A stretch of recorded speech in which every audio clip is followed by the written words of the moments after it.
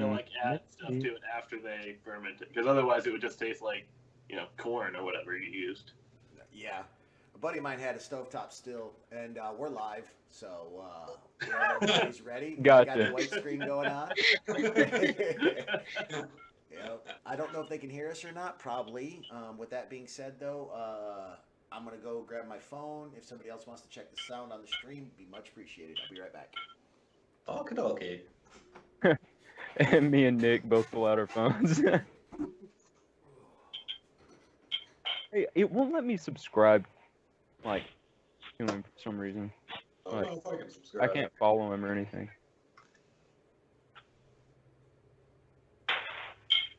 Hang on, let me watch his ad. If people can hear us, we were talking hypothetically about moonshine. It's illegal, and none of us would ever do that. For education. It's only illegal if you make so much and sell it. Yeah. And when did our illegal still like 250 gallons, I think. Yeah, I have like a 2-gallon still. It's All right. I make 2 jars a batch. Even so. But be careful, because if you do go over that 50 gallons a year, bro, it's considered meth charges. You get charged for meth for making moonshine. Yeah. And audio is going through to the stream. Yes, it is. Yeah. But the good thing is they have to tell you if they're a cop. That's always keep that in mind. Especially federal agents too. Yeah. So offsets.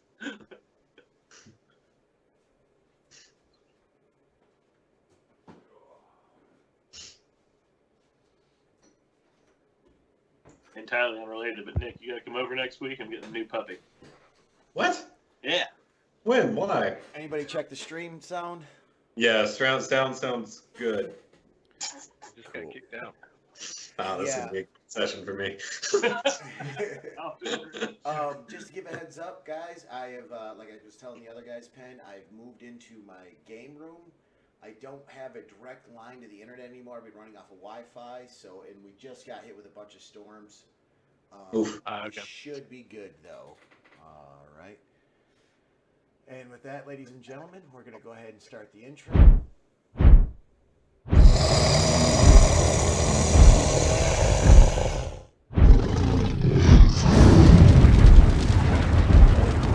Damn excited. Yeah.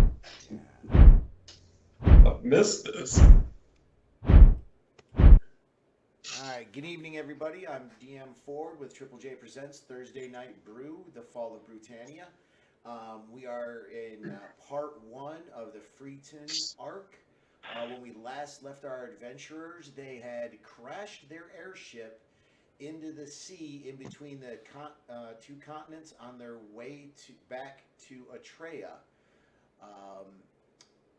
Good thing, though, that we have a former pirate and sailor on board who have whipped the crew members into shape, got the ship going in the right direction, but unfortunately, though, spotted off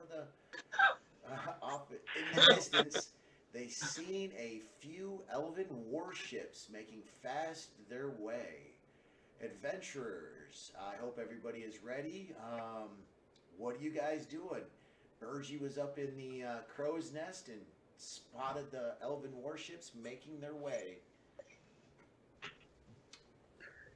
Can we all see him at this point? I like this one better.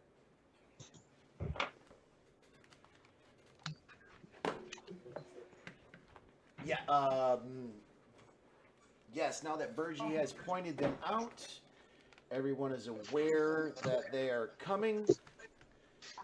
And you see them off in the distance. I need Burgie and Riff to roll me a profession check, sailor pirate, to judge the distance.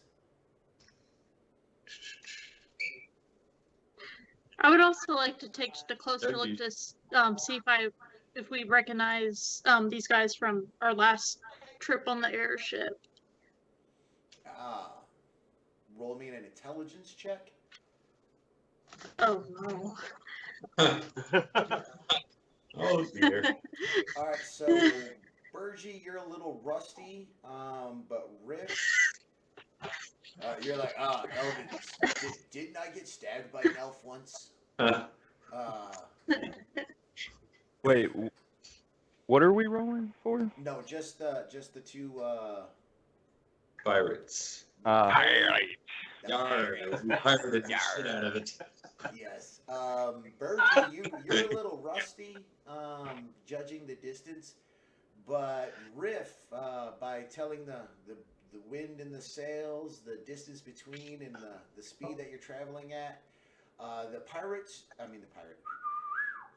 the Elven warships, being faster and lighter, will probably overtake you by next morning. You have about 12 hours, you figure, before they catch up. I say we slow down, let them catch up, and take that ship because it's better than ours. I think so. I'd like to verbalize this to the gang that we've got about 12 hours to, save our butts. And I also second, we should slow down, then sneak up on them, or whatever, attack them. Joseph, one of the mages you guys are, traveling with, is he comes up to deck and he's what's going on? Why all the alarms and the commotion? He's looking a little distraught and a little green around the gills. You could say. I have a quick question. Okay, what you got? Oh, I have a spell that says object. Would that work on a boat? What is the spell? Enlarge/reduce.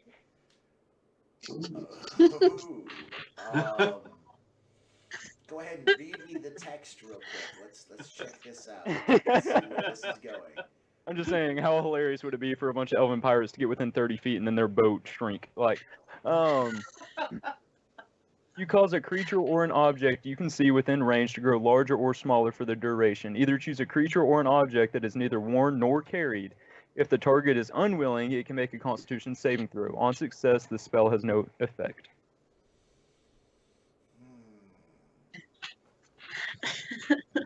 And let's see, for reduce, it's halved in all dimensions, and its weight is reduced 1/8 of normal.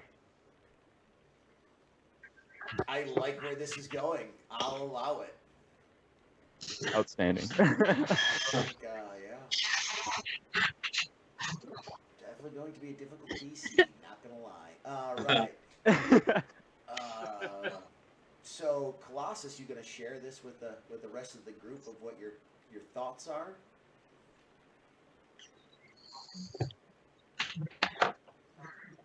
Frickin' storms in Skype. It's almost like having satellite TV. Huh.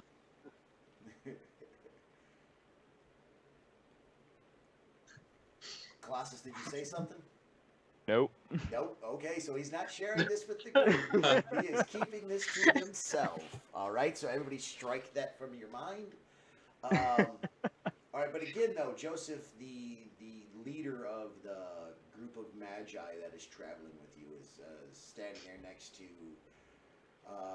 Greensleeves and Riff, who I believe are on the ship's deck by the boat steering mechanism. And again, he's like, he's looking around. What's the commotion? What is going on? He slams his staff down, trying to, get his footing as the boat rocks and waves through it. Looking over at Greensleeves and Riff. Tell them we're being pursued, but we're about to turn the tables. No more turning.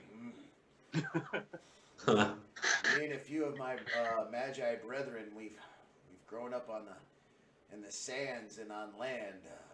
They flying through the air was all right, but this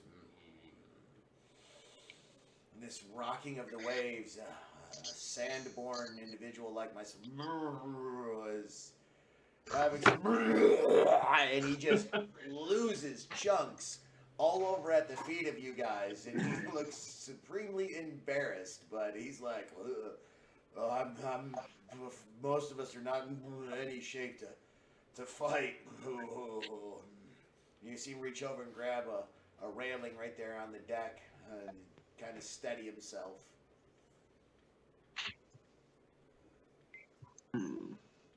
So, thank you for sharing that story. It was very brave. Kind of got the vibe that you weren't ready to fight, but just let us know if we can help. Yeah, well, there's a couple of us. I'm going back below. It's so open out here, and he starts to stumble away back out of sight there and make his way back into the hull of the ship. All right. So you also see, though, Alphonse is just standing at the railing looking over at the ship going, scratching a tusk. Elves. Didn't we run into elves over there? What's everybody else kind of doing and getting around to? Obviously, you see Colossus, like, got an abacus out, and he's looking out at the ship, and he's doing something crazy. Does our ship have any attached weaponry? No, it does not. It was, though it was rebuilt from the crash landing, armaments was not added to it. Cool. Remind me to fix it.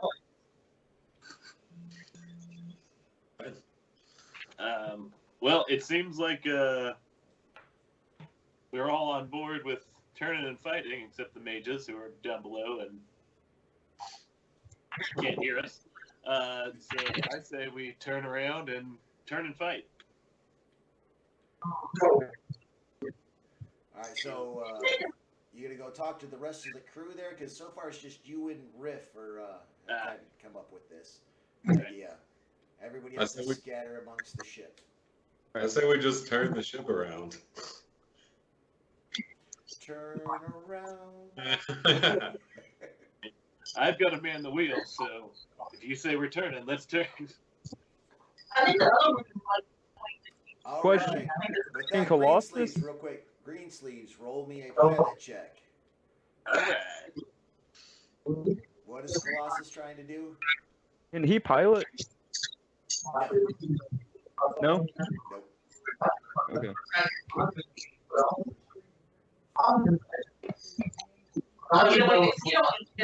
Alright. Looks like the tides have turned. Oh, how the turntable. All right, so Green Sleeves and Riff are sitting there talking amongst each other, kicking a little bit of puke off of their boots, looking around, and they're like, "Fuck, let's do this." And everybody else on the boat, as you guys are looking there, and you see this elven ship off into the distance, you feel the boat quickly and suddenly lurch towards the elven ship. Hold on to your butts. I am just white knuckle gripping the railing. Virgie, you're up in the crow nest, and you're kind of looking down. You see him talking, and you're just like, "What are you doing?" You're muted, killer. He's like, "You still can't. I'm on the crow's nest. You can't hear me, anyways." Oh, that's right. You couldn't hear what I was saying. It's way high up. Virgie's just hanging out in the crow's nest, loving it, screaming, "Let's go, let's go!" All right, you guys turn towards the oncoming elven warship, watching it cut through the waves. After about an hour's worth of sailing towards them, and they're making haste towards you. Everybody roll a perception, except for Greensleeve, because his passive perception is already high enough. Perceiving everything. Do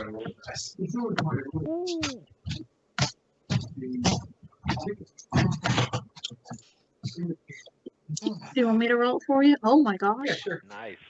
Nice.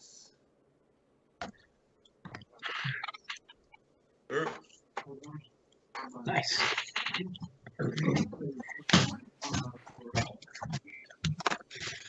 Alright. Riff, did you roll one? Did I? Yeah, I need a perception. Did you roll it? Yep. Okay, yes, you did. All right, so as you guys turn in, and after an hour goes by, and you know the hype amongst yourselves is getting going, and you're like, "We're gonna take this Elven warship out. This is gonna be so much fun." Burgess up there in the crow's nest, energy already crackling around. Riff's tail's twitching for a good fight. Alphonse is hanging on for dear life still. Good old Colossus has still got his abacus out, and he's like measuring distance. Alon is off to the side communing with what looks like a small like pod of dolphins. And he's over there as the ship is going by. When all of you, gaze across the front of the ship, and you see like sails emerge from the distance. As you start looking in and really focusing on what's back behind there, Riff, roll me a pirate check. Ooh. Come up there. And then he said, "You want to sit in this chair and be in touch?" That chair's going to be like, Can I? So you realize it is not a single Elven warship. It is a hunter-killer team, and you know they work in groups of 6. There's at least, would be the hunter team. This is 3 ships coming at you. The scout ship up front, and then it's going to be 3 man-of-wars back behind them. At least an hour to 4 behind these first 3 ships. So does Colossus see the other sails? Like Yes. Everybody okay. passed their perception check. Awesome. Can I see if the initial warship has armaments? Does it have cannons? Does it have anything that we can fire? No one has a spy. Does anybody have a spyglass? Yeah. I don't think so. Damn, how does one of these sailors not have a spyglass? Mm. Nope. Yeah. Yeah, that's what I was thinking, especially if our ship had armaments or if theirs had armaments. Because then I can use it on the cannon instead. But your ship does not have any armaments. Right. Oh, but as you're looking across there, you would think, this being an Elvish warship. Okay, fair enough. Would have armaments. One thing, though, that Alphonse and Colossus and Riff did notice, though, that there is a red mist, ever so slightly because of the distance it's hard to tell, but you guys notice there's like a red mist emitting from the deck of the first warship. Farther in the distance, though, you think you see like a red mist maybe coming off of the other ones. How far away are they at this point? And then how far out is the first one from the other? You said there's 3 coming at us? Yes, so there was a 12-hour distance. You guys closed that distance by a total of 4 hours, and the time that you guys turned and started moving towards them. So there's 8. You figure at the speed that you're going, in the next 4 hours, you will be within combat range of the first ship, and then you would guesstimate that the 2 other ships who have now unfurled sails and catching all of the wind would only be 30 minutes behind them at most. And that's if they don't have magical means to increase their speed. Also, Riff, you know that those 2 ships in the back are Griffin carriers. I'd like to verbalize that to my compatriots here. Let them know.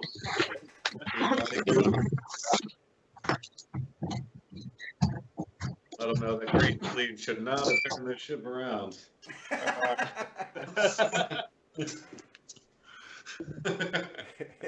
There's that bad reputation kicking in, like green sleeves, you asshole. Well, I earned it. I'm open to other ideas.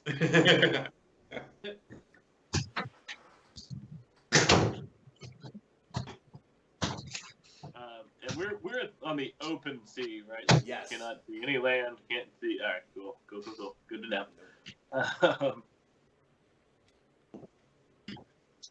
You guys were generally heading in a northeast direction. When you turned the ship, you started heading more of in a western direction.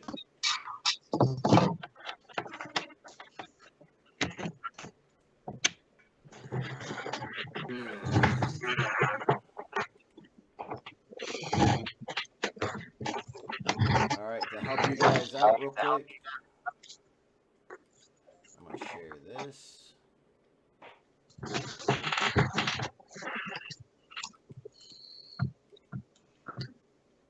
All right. Damn it.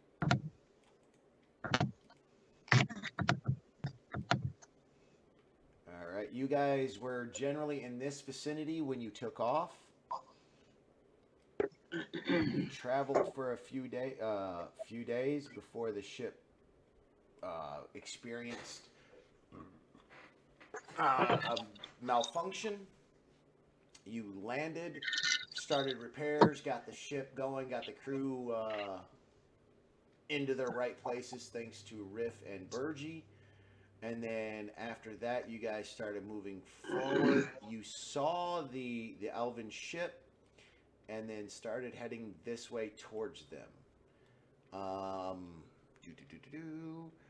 Let's see. Even Burgie, everybody roll me a history check.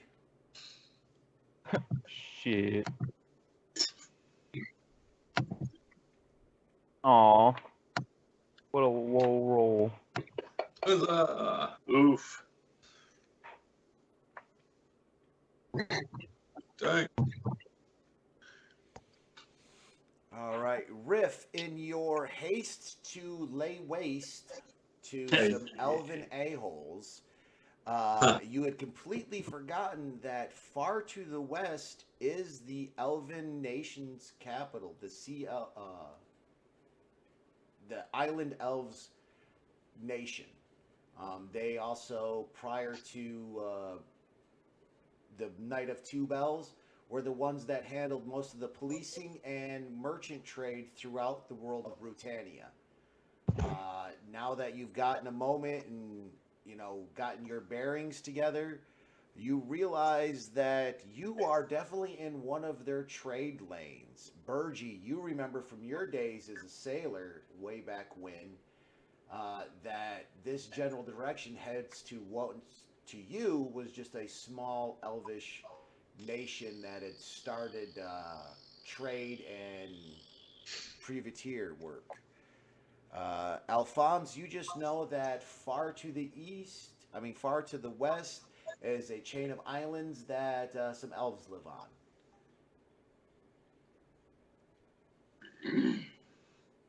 Cool. I'd like to maybe suggest that we turn it back around. Hang on. I have an idea. Did you tell us about the trade lane when you were suggesting to turn it back around? I mentioned it, yeah. I thought it was important.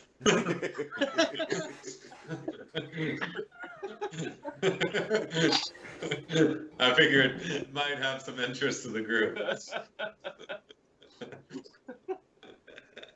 You were right. Good call. Yeah, thank you. So, well, which is turning around going to take us out of the trade lane? Yes, eventually.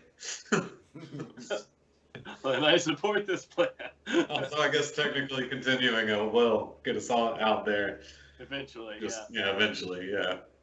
Time is a straight line. What do we know Just about stay these in our folks? lane. Do they? Maybe we wait for them to show up and say, "Hey, do you know anything about X, Y?" Yeah, Or do we know that we need to get the hell out of here? similar. Last time we were on the open sea, cannot guarantee it's the same elves, but some real a-hole elves flying on giant bird things attacked us. Do we associate that red mist with the dragons from before? Yes. Green Yeah, Sleeves alright. is the only one that put that together in like a. Listen, I was thinking about it, but I wasn't there, so I couldn't say anything. Oh yeah, that's true. You don't know nothing. Do we have Yeah, and Burgess any- also is in the dark of those things. Yeah. Okay. So I want to explain that to Bergie when he suggests that we hang out and talk to him. Like, hey, yeah, they don't seem friendly. All right, so little side note and lore real quick to catch Burgie up, and maybe you guys take a minute to tell them that the elven people, almost as a whole across the world of Britannia, have sided with the demons and the dragons. They have Damn elves. yeah, they have caused riots. Rumors are they are the ones that actually summoned Kujana and the other demons to this world, and it seems that like I said, they're in league with them. Yeah, I blame it on the cookies, really. So, am I there whenever he was talking about the red mist? He was like, you guys have all come together at this point. okay, can I do an Arcana or History check on the red mist to try and figure out a little bit more about it if I know anything, like from the history books? Yes, you can at disadvantage. Disadvantage. Only because of your particular background. That's cool. Oof. Nothing really comes to mind that would signify a link that from what you've read. Okay. Cool.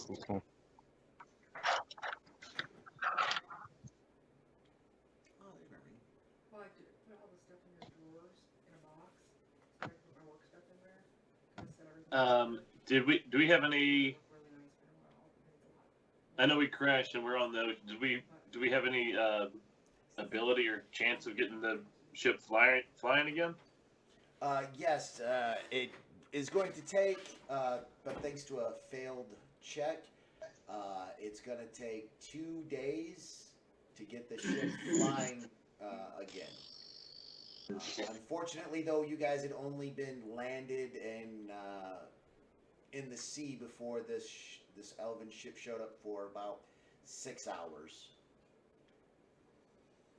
So we can't go up or out. And then, What if we go down? That's a crazy thing, right? See what happens. let's just put. There's a giant Hey. stopper in the bottom of the sound boat, crazy. like very Acme. Honestly, guys, it says "Made in Acme" right on there. There's a picture of some characters on there. I mean, he may be onto didn't something. you know we built a secret submarine mode? Why not? I have once heard of this insane spell. It's really crazy. It's almost like a hut that you can cover an area. No, doesn't hold enough people. Can't do it. I like where your head's at. Only we had 2 of them. I thought it could. Only we had two. I for some reason I thought that it could hold 9 medium creatures. I don't know if that would count the people that are below decks though. Oh fuck them. You are literally their emissary. These are your people you grew up with. Well, that group. But How are we moving? Like then we're just. No, I am emotional. I am. Urgie can stir up a little bit of atmosphere and bring some fog between us and them and buy some time. Well, would it be good if we maybe shrunk behind the fog and then switched up direction on them? Do you really Ooh. want to shrink our only way of staying above water? I can't swim. I sink. Yeah. I would go We to could the sh- bottom of the ocean and have to walk home. Yeah. We could Okay. choose the boat. And we The could boat. be normal size. Okay, the boat would be half size and weigh 1/8. I weigh 310 pounds. Just me. Yeah, it's a boat. That's like having. How many people are below deck? There's Don't like, care. there's like 25, 30, like 25, I think is what it was. I'd have to go back and check my notes, All right. but we're on a roll, and I'm keep going, guys. Yeah. Keep going. I'm just saying. Drop the dead weight. Then we can do the hut idea. At least with the hut, they'll have enough oxygen, to like survive Give 'em maybe a until hut. we resubmerge. I don't think. Because we I can do know the I'm hut. one that suggested sinking the boat, but I don't know. Yeah, how submersible is not a real. This was just a brainstorming idea. Yeah. No, I'm just saying it could totally work. These aren't legally binding. Yes, of course, we would sink the bottom, we'd stay alive, but then we couldn't move the boat. Like, Yeah. Burgie definitely has some like magic that could get us moving, somehow, some way. I like the idea of Burgie making some fog and then us Yeah, that's probably the most realistic. tailing it out. I mean, if you get the boat small enough, I can do a little gust of wind that'll move it along. But Ooh. that helps the boat. I don't think that helps all the rest of us that are now too big for the boat floating in the sea. We could get the boat gone. I can just Like, see we'd all still of you be big enough. sitting on the boat, and then he's like, "Hey guys, I got this. Scribes a rune on it." And everybody's like, "Okay, sure." Activates the rune, and the boat goes soup. And everybody's like, shit. Because it goes to 1/8 its size. If somebody wants to go ahead and No, it goes Google- half its size, 1/8 the weight. So if somebody wants to go ahead and Google a small schooner, what's the size and weights? Because half the size. You guys go from a schooner to a fucking rowboat with like 30 people, and let alone all the cargo and everything doesn't shrink, and just the physical boat Well- itself. Which I mean, it could be like the Titanic, where we have some people just like hanging on to the sides. Okay. and we Yeah, know how right. well that ended. Did you see what Hey, happened to guys. poor Jack? Hey, it might not be comfortable, but All right. If The it's a schooner is 131 feet. it might. This one says That'd be overall s- length 160 foot, Yeah, so in 80 feet. 127 feet length on deck. Yeah. So that would be what? Yeah, I mean, 80 60, feet. 63 feet, 63 and a half foot. Wait, but is Yeah, it half the the top size stuff or half But- of each dimension? So Yeah, seriously, each though, dimension. what's Okay. the all dimensions. advantage of the ship now being smaller? It's behind fog. It'd just be harder to Smaller. see. Yeah, No, a fog would come around. Yep. Oh, what if we snuck back past them through the Well, fog? that's what you were saying, right? Ooh, no, it Start only to lasts a change minute. direction. It wouldn't work. It would only last a minute. I would have Do to you think that's smart? if through the fog and they're looking for a giant ship and a little sailboat with 30 people on it, it's just going past them. Yeah, I think that's smart. Maybe we can like throw some stuff overboard in like an opposite direction to distract them and confuse them. No, I do like that though. We sneak past and it's like, no, you are looking for a boat twice the size and 8 times as heavy. Yeah. When that This is away. not the boat you're looking Hey, for. and never This is mind not that you the guys are demonically possessed, crazed, genocidal lunatics right now. It's fine. We are not the souls you are looking for. Move along. Oh man. Well, Burgie, you were talking about a gust of wind. Can you focus it on the sails and give us a little bit of extra speed? I can, even? but it says not really. Not really. It's Okay. it's made for small objects. Well, even then, what would our object be considered? Large, small, medium, Gargantuan. gargantuan? So it would go from gargantuan to large, right? Large then Yeah. gargantuan. So Yeah, it'd go down. my gust of air can move an object that is no more than 5 pounds. So I don't think Oh, yeah, okay. Yeah. So we'll. That might need to get smaller than that. So I think the fog is probably our best bet. yeah. the question is when to do it, right? Because it's, well, I guess I can keep casting it. I can keep it going for an hour. They're 8 hours away from us. But if we're close enough, do we see any land? Like, are we? Where that dot is at is about gustivate where you're at. We're not seeing any land, but looking back to where we came from, seeing some boats coming up fast behind us. Ooh, that's not good. Oh, okay, yeah. Riff, roll me a. We came Profession from this check. this guy, Yep. Mm-hmm. and we're trying to get this way. Yep. What check am I doing? Pirate. Pirate yard. Yeah, so even with mine, it would still weigh 5,000 short tons. So Alright. Yeah. So, Burgie, as Greensleeves points this out, like, I don't know nautical terms, so off the ass end of the ship, I see sails, coming up fast. You two turn and look out to see Riff. You notice it. It's a pirate flotilla. And there's one specific flag leading the way, a flag you'd hope to never see again. Oh shit. Burgie, as you look out, you definitely realize that it is what you would have known back in the day, though, as a pirate armada. In the distance, you are seeing at least 8 ships making fast of all different makes and models. So how close do we think these guys are? So here's my new play: is we still go with the fog.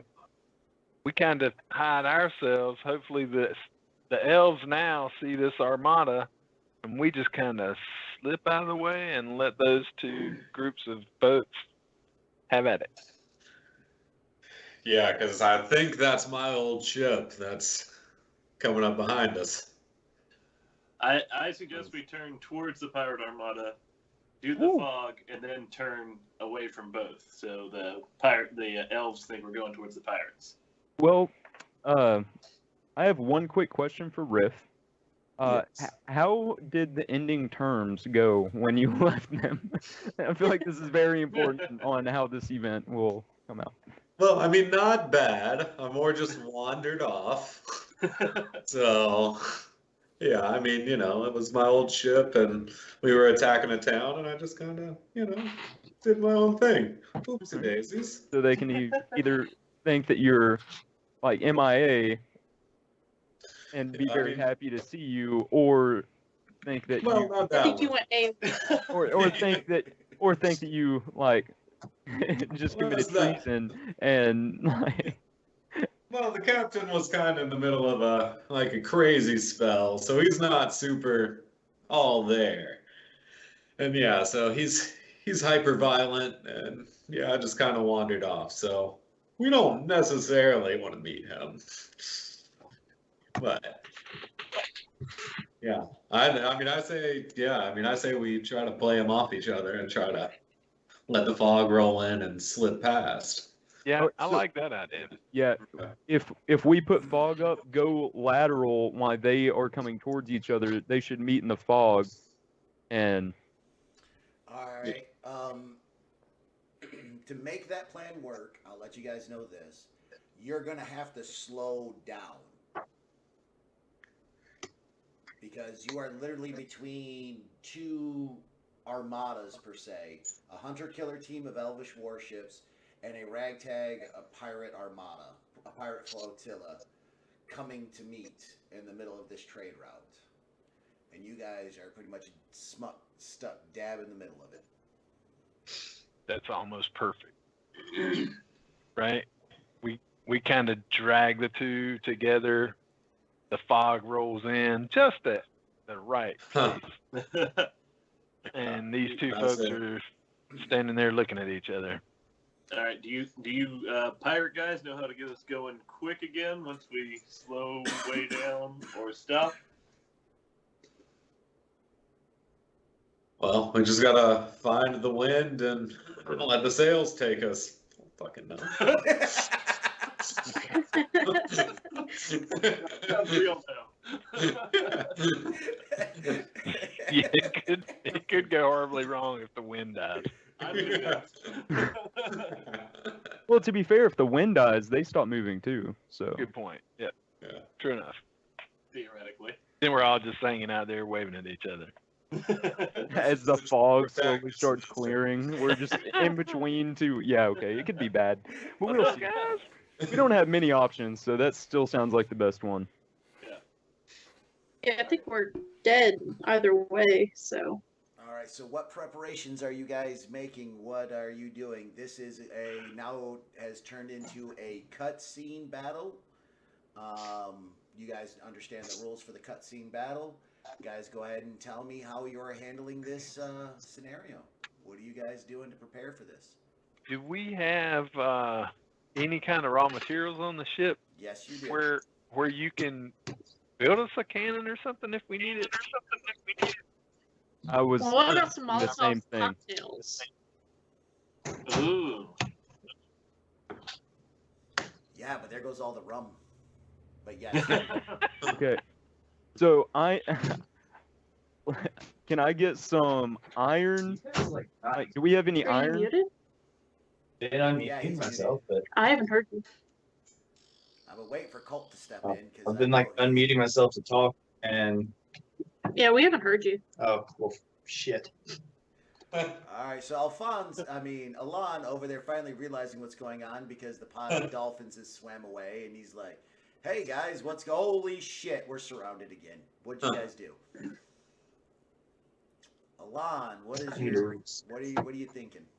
You need to read a spell, you said? Yeah, I came in here to read a spell, and I was like, "Oh, thinking." Thunder, call lightning.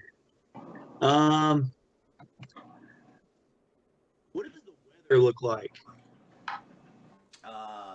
Slightly cloudy, nice warm summer day, Ooh. nice breeze, propelling all the boats in every direction that they want to go.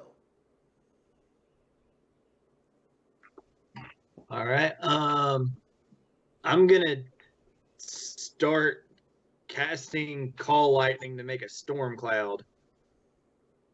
All right, just so you give a heads up, though, you've got hours before either ships reach you.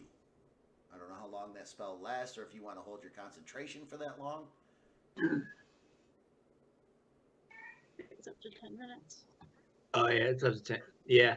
You can think about it. Oh, I forgot I had this. Yeah, I'm gonna think about making it. I won't do it, but I'm gonna think. Okay. What about a hut, and we just sit in our perfect condition hut for 8 hours and take a long rest while they come on to us, so that way we're fully refreshed and ready for battle.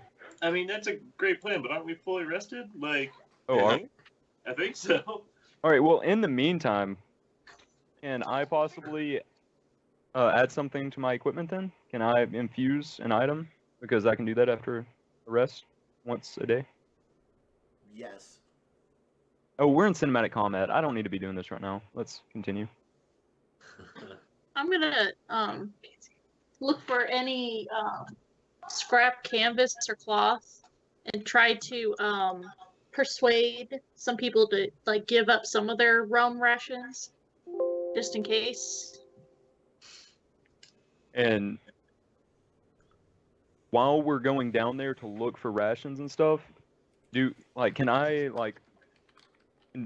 look for some materials to make some kind of weapon of some sort, something like, even if it's a ballista? Do we have like a bunch of lumber and I have rope. I have very strong rope. Wait, So is there any rope? I have a javelin. Hey, I have a couple javelins. So, what you go ahead. Hold on, let me check your skills real quick here. I also forgot I can get the wind to go whatever direction we need it to go.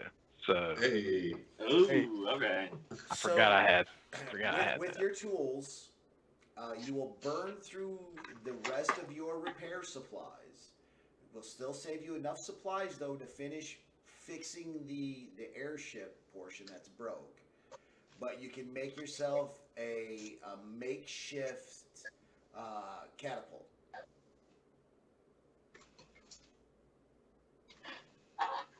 Okay.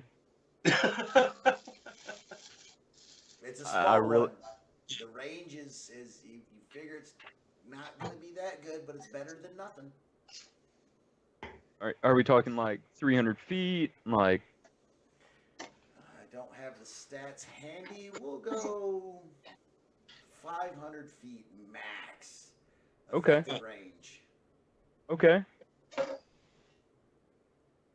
All right, bet. All right.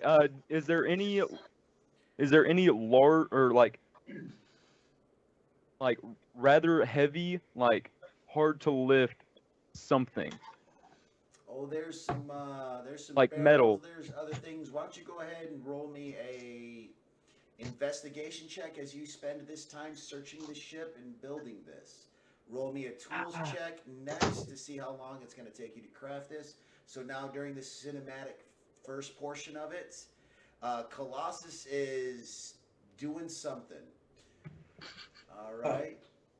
So what is the rest of you guys doing during this cinematic cutscene A-team moment of busting out torches and making MacGyvering the fuck out of stuff? So I'm building some cocktails, and I may be slipping a few sips of the rum as I do it. All Hey. right. I can enlarge those.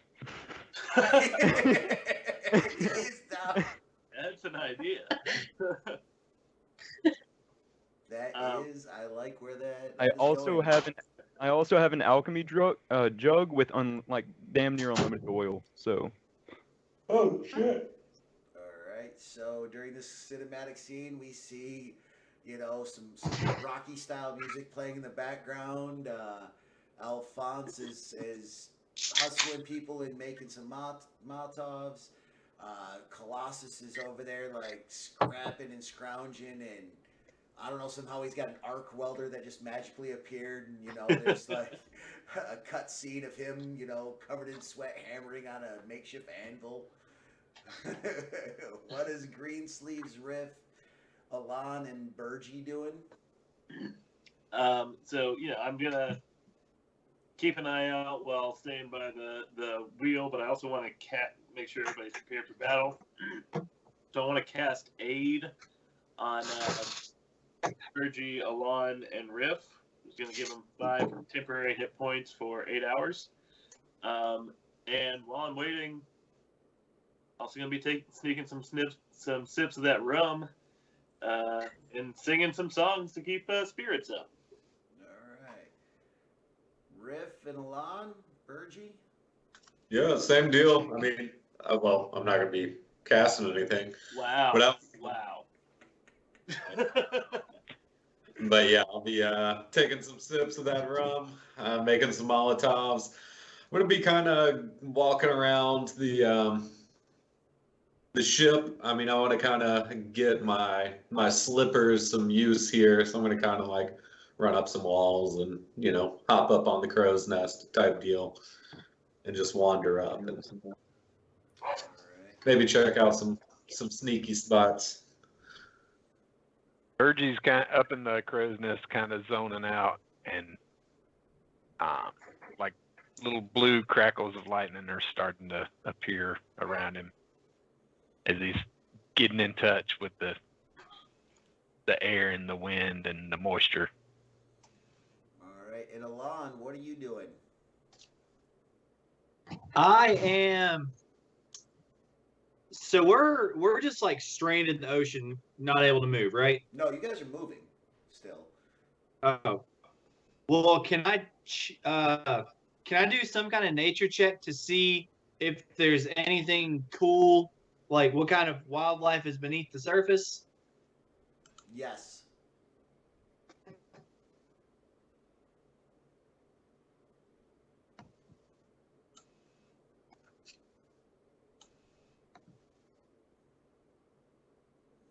It seems that you skipped your studies on deep seas portion of your druidic training. What little bit you remember, though, that there are big fish, maybe called sharks, tuna, other things like that in this deep ocean area.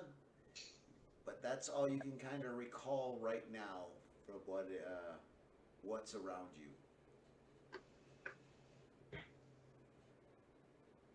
Okay. Gotcha.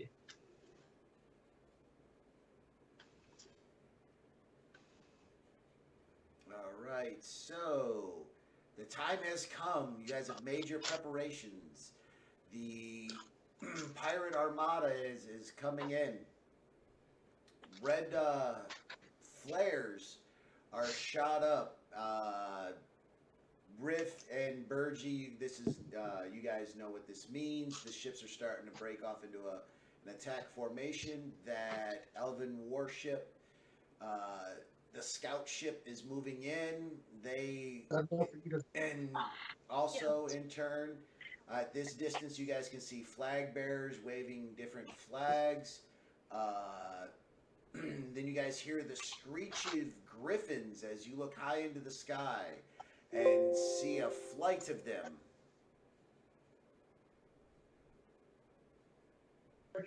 Yes. Okay. As they start coming in. With that, Colossus utters some incantations, waves his hands in a mechanical, predetermined gestures, and starts uttering languages in Celestial as a huge fog starts erupting from the ship. The fog is starting to get set. The war is getting ready to happen. The scene is your guys. You guys tell me what you do. How far along is the catapult? It's finished. Awesome. You guys A-team the fuck out of that. Huh. Big bet, big bet. Okay. And did we find anything for ammunition to catapult? Barrels of oil for gasoline, anything of the sort, any flammable material or any heavy material?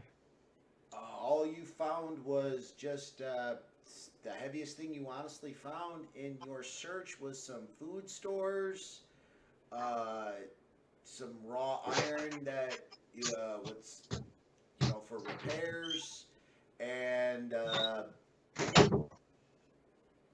some chains that you guys figured that you cut off of the anchor. You figure you didn't need that much chain for the anchor, but that's about it. You figure you found 2 shots worth of stuff.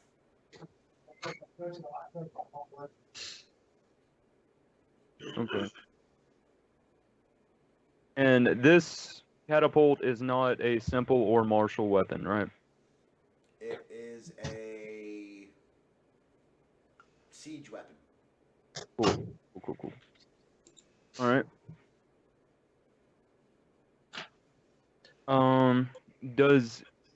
And they have closed in, right? Like both sides?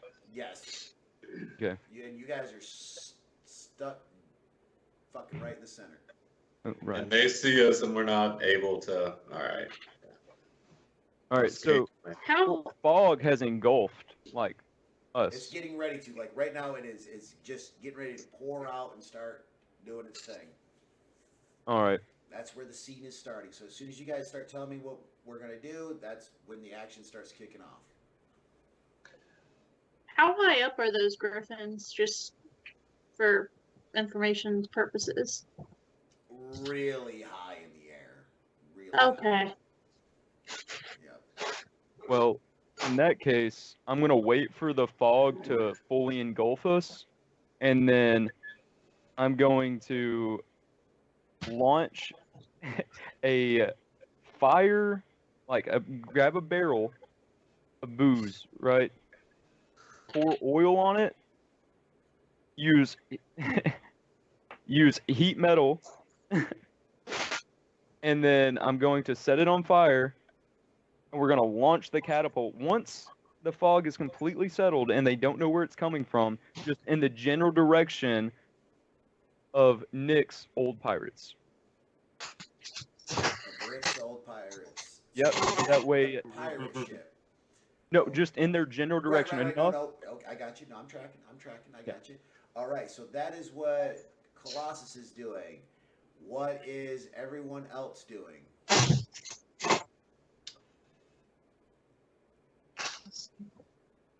They're coming upon us. Yeah. I'm gonna stick to the plan and turn the ship We're preparing to the for north to plan and shoot us right out of in between them. All right, roll me so a the power fog check. starts. And what happens? All right. Ref. Yeah, I mean, I'm probably just gonna go up near, like, halfway in between the crow's nest and where Greensleeves is, so I can shout up to either one of them. Maybe even just like kind of halfway up on the crow's nest and readying my bow, of course. It's my only weapon. And yeah, keeping an eye It's on like it. all And, coming yeah, I'm just kind together. of nervous seeing the old ship. So. All My right. goal. All right. Hold on. Alon, what are you doing?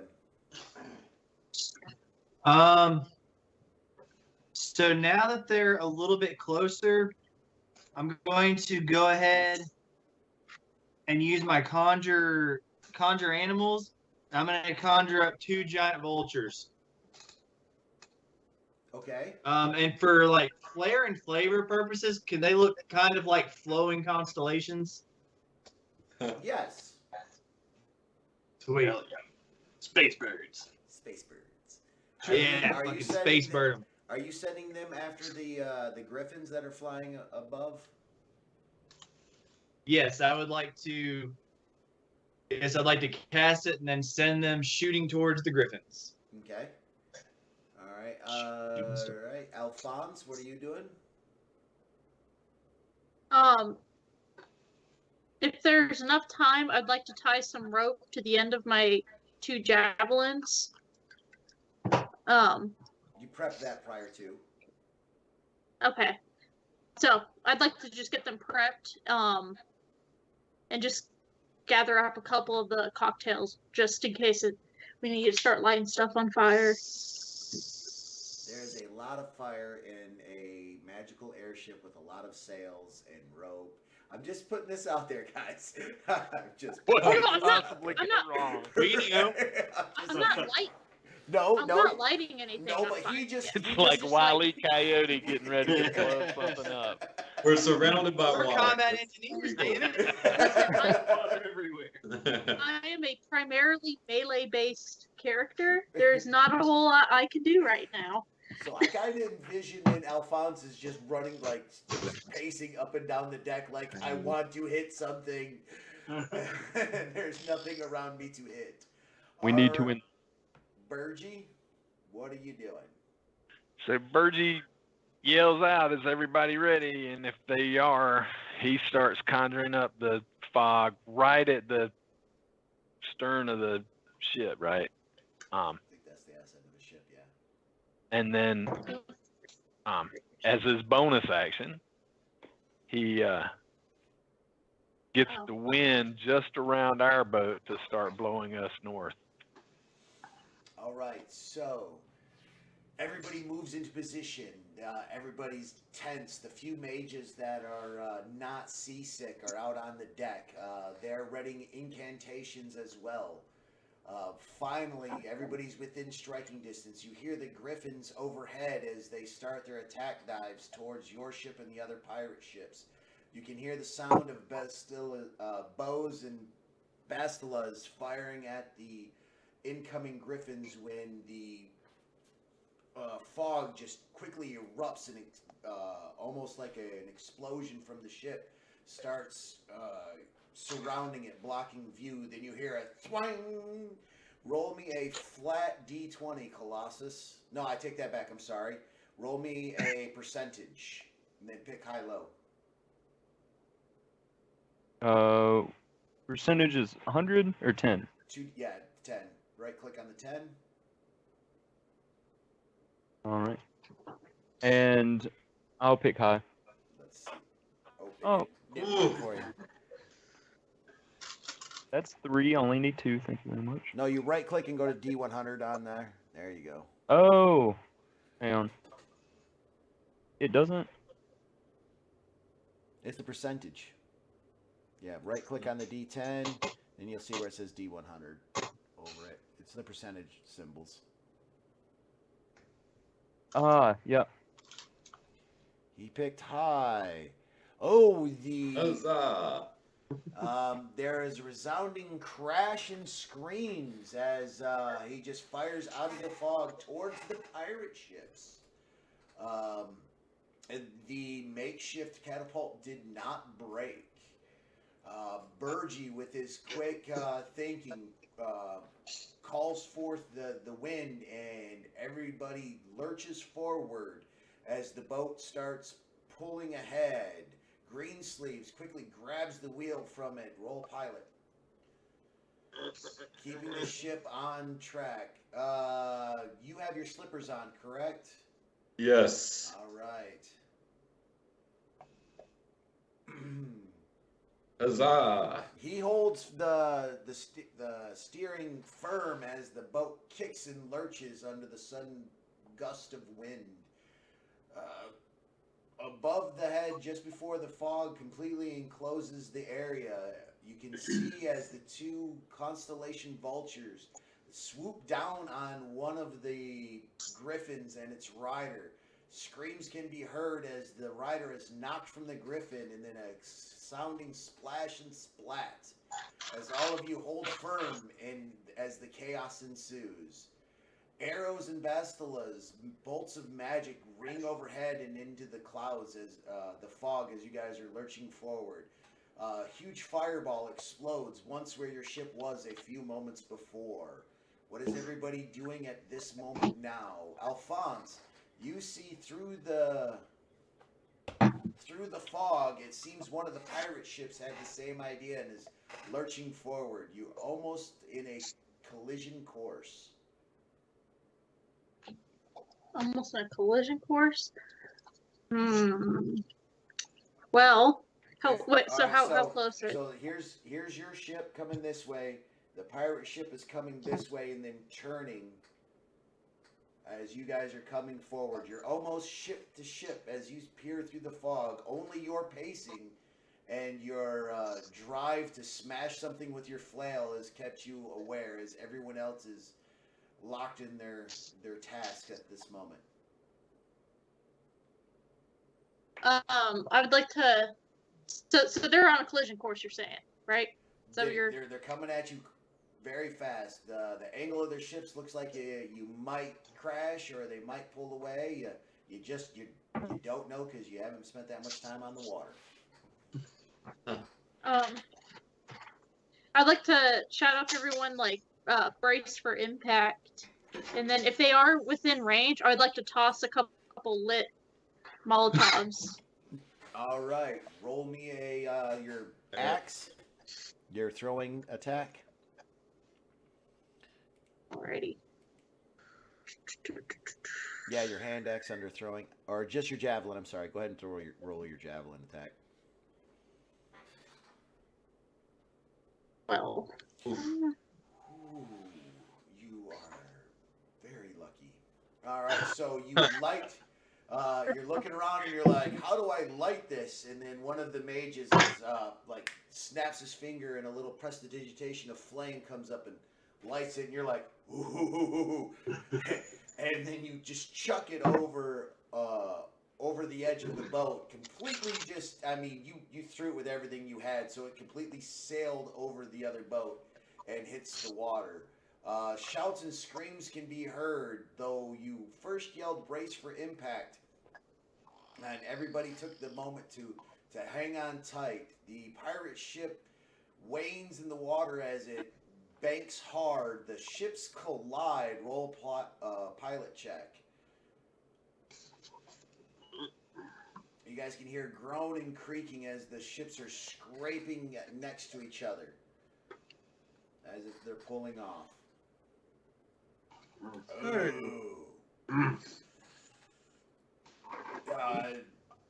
part of the rigging gets hung up, and then you hear a resounding rip as one of the balloons that is attached to the side of the boat gets gashed horribly and ripped off of your boat. You're able to dislodge, though, and the pirate ship is pulling away. There's shouts and screams as a hail of arrows comes flying from that pirate ship.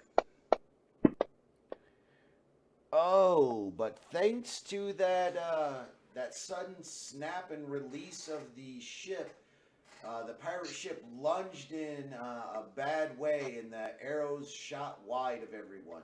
A few sink into the sides, but mostly fall harmlessly into the water.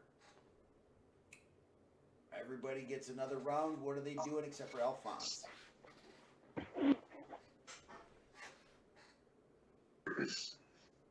Can I see, like, do I recognize anybody on that No. boat? Do I see? You notice the flag on it as a definitely dread pirate. Very nasty fellows. You do not know who. You know of the captain. I will tell you later, but you don't know anybody personally on the ship. Right. So I can like make out figures, but none of them are recognizable to me.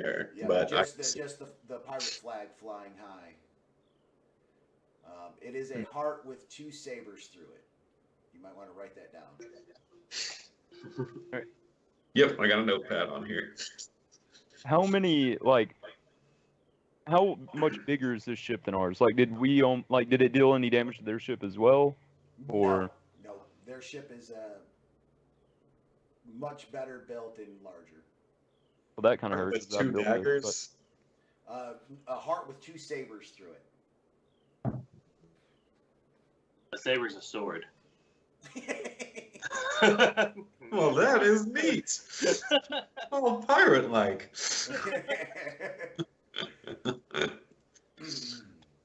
I want to take the opportunity to summon my unfeigned servant, just in case I have to leave the wheel, but I want to command it to just help me out with whatever I'm doing with the wheel.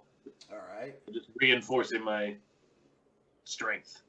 I like it. You get advantage on your next pilot check. All right. Colossus, what are you doing? I am. Yeah, I'm trying to observe the situation. So, only one ship found us through the fog, correct? Yes. Like, as we know of right now. As you know of right now. Okay. Then, how close? It's like very close because it ripped off. But how close is it currently to me? Like, what's the range looking? If I can tell that. 100 feet. 100 feet? If that. All right.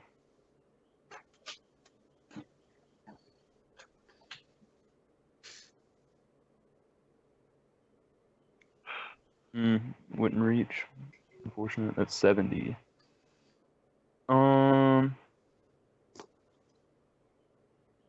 All right. Then I will grab our makeshift catapult. And you said that all there was we had 2 barrels that we could shoot, and You had 2 shots. oh, 2 shots all total. 2 shots total. Okay. Well, in that case, I'm going to launch our last barrel at them. Directly at 100 feet. Surely to God that hits. All right. Roll percentage, and Alon, pick high or low. Huh. Low. Roll your percentage. Oh. Yeah. Teamwork. Teamwork. The school of 50-50. All right, so you quickly load the next and final shot, pull the catapult back, and you let her rip tater chip. And you light it on fire and the whole nine. but before it leaves 30 feet out, I want to enlarge it. All right. just clears the boat and it's almost out of your range. Roll an Arcana check. God, I love artificers, dude.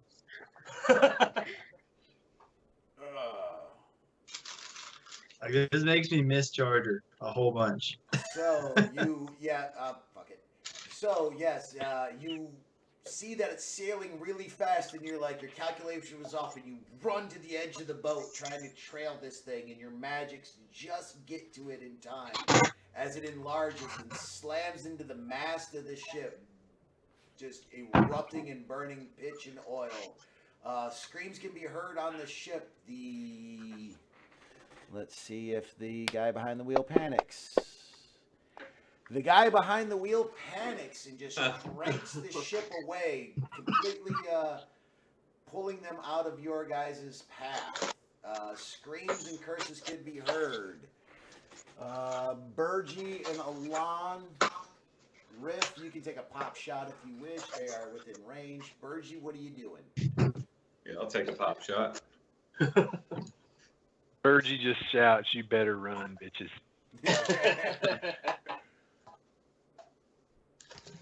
Huzzah! All right, Riff. While all that chaos is going on, you see an opportunity. What looks like somebody of importance through the fog, hollering commands, trying to get people on back to their stations, and you put an arrow through the back of his skull. Hell yeah, let's see that. Ooh! Yeah, you drop him because your sneak attack would be on top of that too. Alon, what are you doing? Glass is the only one who deals damage. How close is the closest thing to me? At this, 80 feet. 80 feet? Yeah. Yeah, that works. I'm going to guiding bolt the shit out of it. All right, you see a guy who's getting ready to load a cannon and take aim at you. Roll your guiding bolt attack. Dang, I didn't realize. I figured they were further than that. Okay. You got the. You can still do something there. All right. Yelling, fuck off is free. I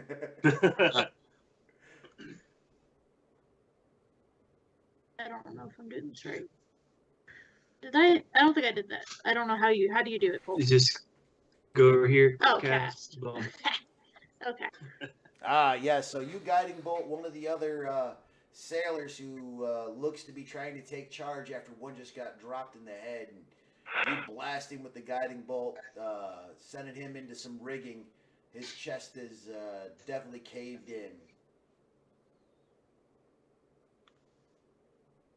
Virgie aims for any sails that aren't quite lit afire yet, and sends a firebolt towards it. Roll your attack. We'll do that if I can find it. There it is.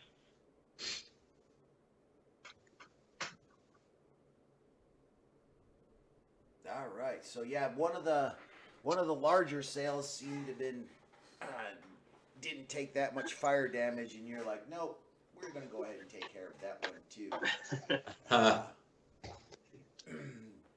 You release the firebolt and let loose on the last sail. The ship is now definitely losing speed, and you guys are pulling ahead with minimal damage done to you.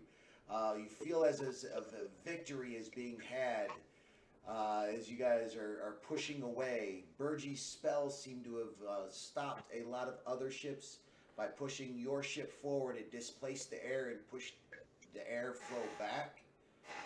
And then you guys start coming out of the fog, making haste. When dread comes upon all of you as you see the man of war, one of the griffin carriers, just close at the edge of the fog, and you look to the side and see one of the largest pirate ships ever created, the Leviathan, as Riff would know.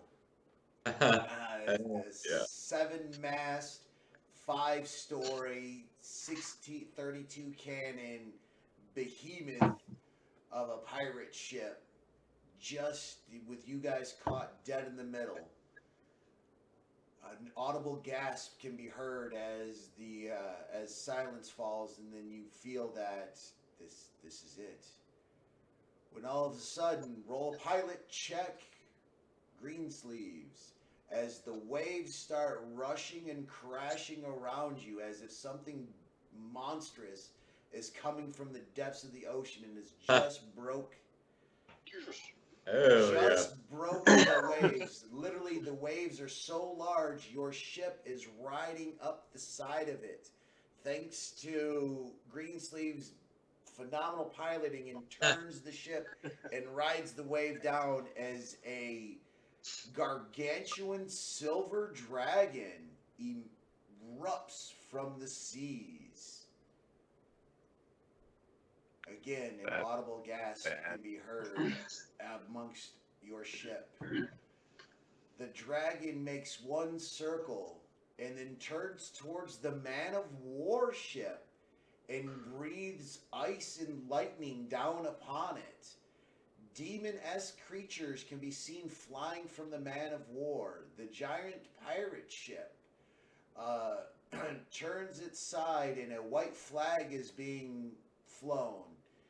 And another set of flags that both Burgee and Riff realizes safe passage, go now, as it turns to the side. Quickly, you guys make haste with what magical energies you have left, pushing the sails in the ship further as the giant Leviathan pirate ship turns 16 cannons upon the man of war and lets loose, as that silver dragon is now in combat with griffins and the other ships. Quickly, well, what seems quick enough, but after about 30 minutes of pushing forward, the sounds of battle can still be heard as you guys continue to make your way towards Freeton. What are these turn of events our players have just seen? A dragon has come to the aid of the people, helping the pirates and attacking the elves. We'll find out this and more after we come back.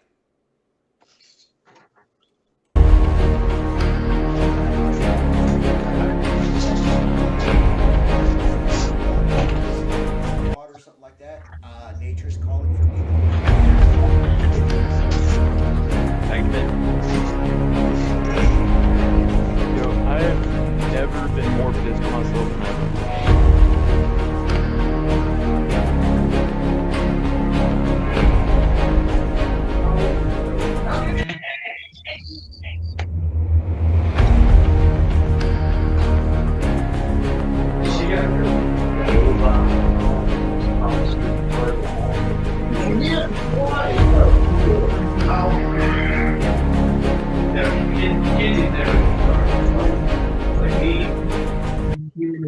Hello, Golly, and Yeah, okay.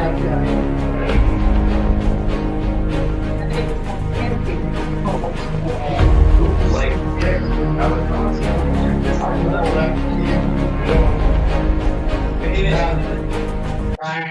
she keeps like trying to take my spot.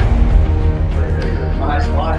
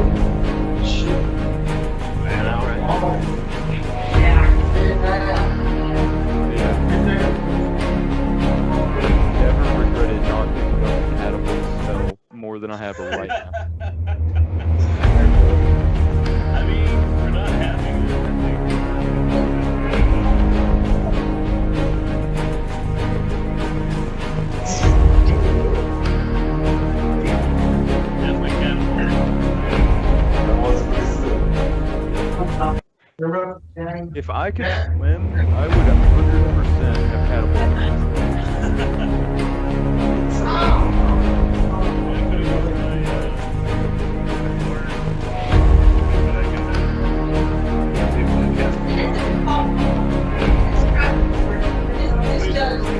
Fly on somebody.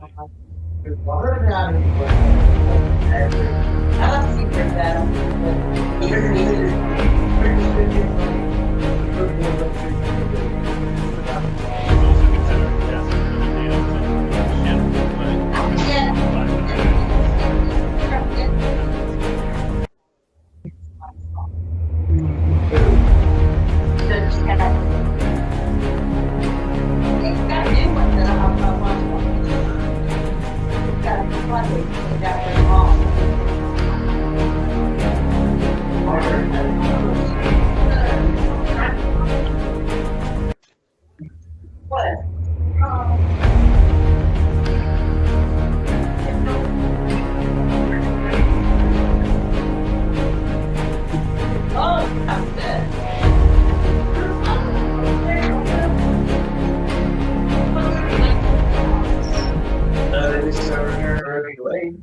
No, they can't.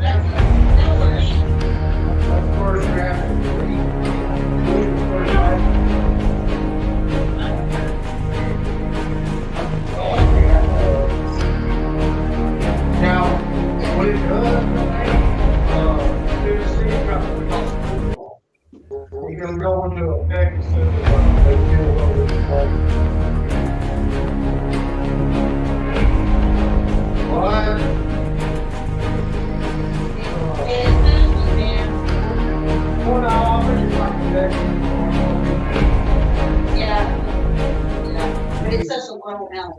Some women don't even know they're pregnant. I think there's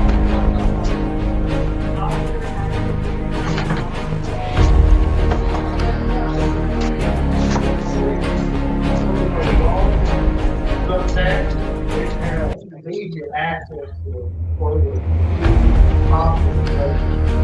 We're going on that.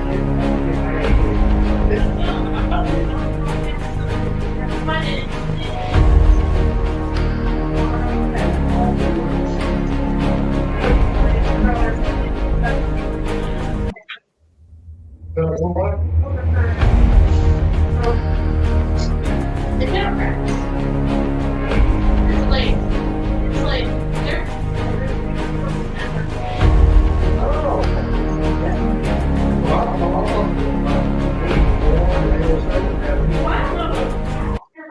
I'll talk about like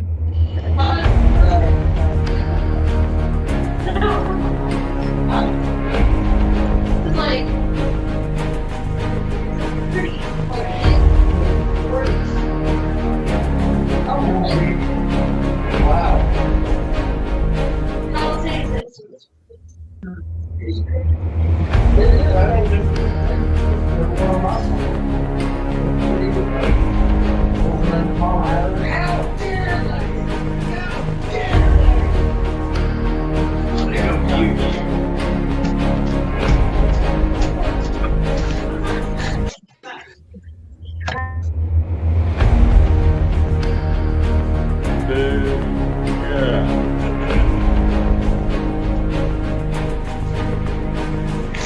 Man, they're getting heated in there. Yeah, you can't just let us start it and then not let us resolve it. Just to be able to make. All right, I will not be held liable for any of it.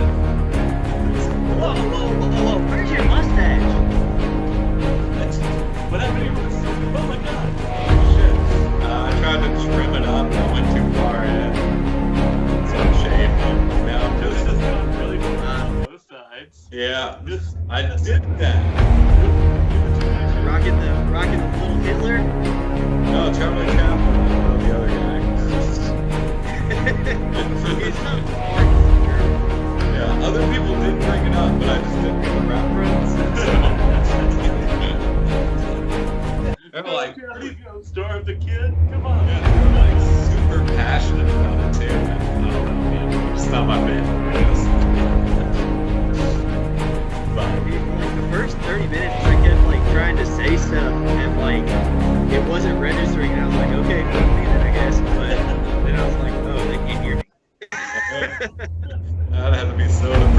Yeah, I was wondering if you were there, but you were muted. That sucks. Hope you didn't have any like good ideas that you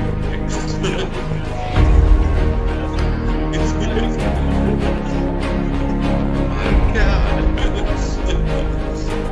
This group anymore. Yeah. Like I never felt like the main character, but I felt like I was a part of it. Oh shit, Mostly, while we're on break, do you know about the ABBs our units are getting? Did you go to that training? Was the training already passed? How was it? Yeah, it was freaking awesome. But they sent 4 crews there, and there's only 3 vehicles, so I'm wondering who's gonna get cut. How'd it go? Was it pretty intuitive, or like are they complicated, or what? I had a bit of a rough start on it, because like it's nothing like a Bradley at all. But once I got the hang of it, it was pretty daggum easy. But you know who they sent from our troop? They asked if I wanted to go, and I'm just had shit too. I started like coding class and other shit. But do you know who went from A troop? So the only person from first platoon was Taylor, and then from second they sent Sergeant Trice Pro, and then they sent me and Sergeant Fleming from second, and then from third they sent Sergeant Williams, Hicks, and Sergeant Owens. Hell yeah. How was it? Like, how long? It is April 18th through May 3rd. Oh yeah, shit. That's Like 3 weeks, give or take. Where were y'all? Oh yeah. Yeah, let me get, yes, Jeff, let me go get Mackenzie.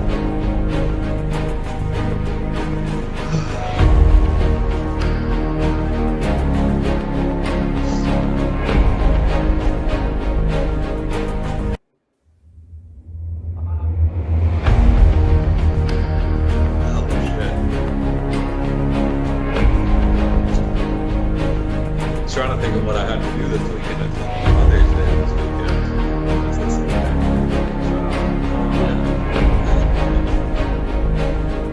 I bought my mom some well, my wife made sure to give me one. I was so excited for this paycheck. You're behind your mom.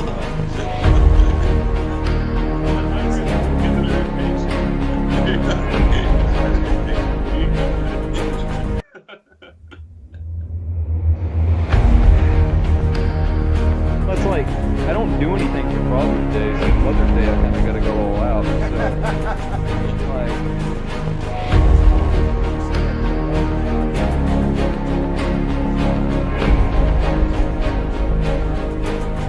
$3.99 for this piece of tackle. That's what it means. well, most dads are like, oh, you wouldn't give me anything.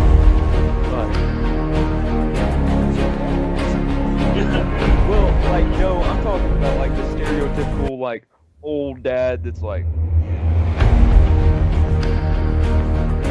I said, I thought you were like 30, so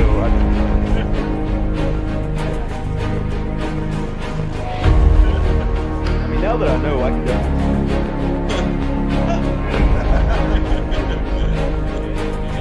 Oh yeah, I forgot. He's kind of like our god right now. After the session. And with He'll that, forget guys, to. we're back. Sick. All right.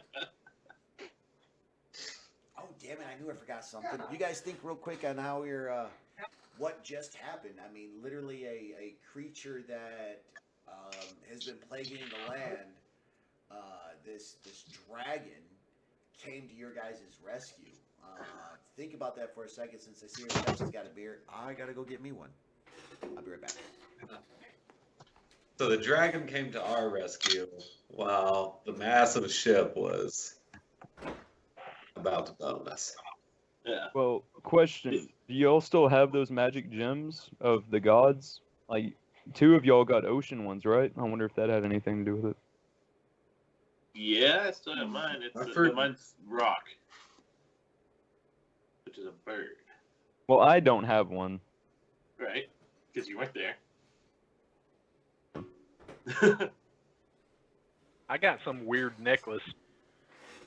I don't No, you remember know whenever what I know about it. you remember whenever y'all were fighting over the ocean, you and Riff? Yeah. I don't know if I saved that. Where'd y'all save yours? It's not in inventory, I don't think. I was gonna say I don't have it in my inventory. I don't think. Is it in the, What are we are looking they in the for? party sheet? We were No, talking about our kaiju god stones. Oh yeah, you guys were I supposed don't to know add if those it's- to your character sheets. Yeah, don't In have like it. the inventory, or Yeah, just add it Be to your very inventory. careful when you use them. I hear rough stories. any like preference on how we label them or anything? Like, Yeah, just however you want. I would suggest Phoenix Stone, the Leviathan Stone, the Titan Stone, the Tarask Stone, the Rock Stone, and Is the Phoenix Stone destroyed? no. Did someone Do pick you that remember up? which stone I got? Anyone? Well, there was Wait. a toss-up between the Leviathan Stone and the Kraken Stone. Yeah. Bert, do you remember which one you got? I had no idea. I didn't even know I had one. You remember I'm whenever trying to look through my notes. Yeah, when you guys defeated Chimera, when you exited the exited Celine's tomb, Yeah. yeah, and you guys fought and defeated the being known as Chimera. When you defeated him, 6 stones appeared from it, and of course, Hey, go ahead. Hey, I wasn't there for that session. Did Alon get a stone or? No, Alon was upset because everybody was fighting a literally representation of the 6 kaiju gods. Also, by the time you guys got done fighting him, Alon only got to go once. You guys put your hands on him real quick. yeah, we did kind of. So the 6 stones, Okay, track. Yeah, the 6 stones are Titan, Tarask, Leviathan, Phoenix, Rock, and Kraken. I had the rock, I know. Yep. Of course, I have Titan. Yep. Yeah. And Me and Bert were between I think I got the light blue one, whichever. well, you got the Kraken, which was the deep seas, and then he got the Leviathan, which was like the other seas. So. And I think Arshun had Phoenix, didn't he? Yes, he did. Yeah. So then, Alon's got Tarask, I think.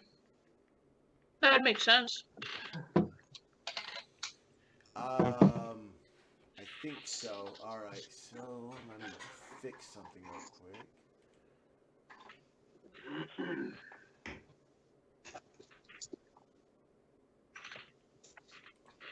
Hey, while we're chatting, because I forgot to do my homework, the magical item, uncommon, common, rare. How far did it get to be? I think it was uncommon. Okay, Mm-hmm. I'll find something before next session. Okay. I know you said to tell you, and I just forgot all about it. It happens to the best of us. And me too. So when the dragon was attacking, did you say that there were like the demonic myths coming off the pirate ship as well as the elf ship? No, just the elf ships. Okay. On the pirate ship flew the flag for safe passage. Right. Which is Right. recognized as the Leviathan. It's the largest known pirate ship in the world. And Yeah, that was the flag of safe passage. Yeah, because they were more interested in attacking the man of war instead of this weird shaped schooner. It'd be a real shame if it was no longer the largest, huh?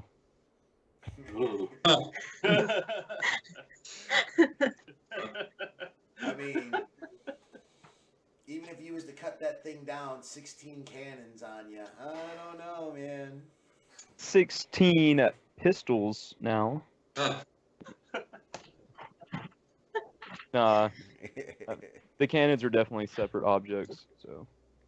So they just fall in the ocean.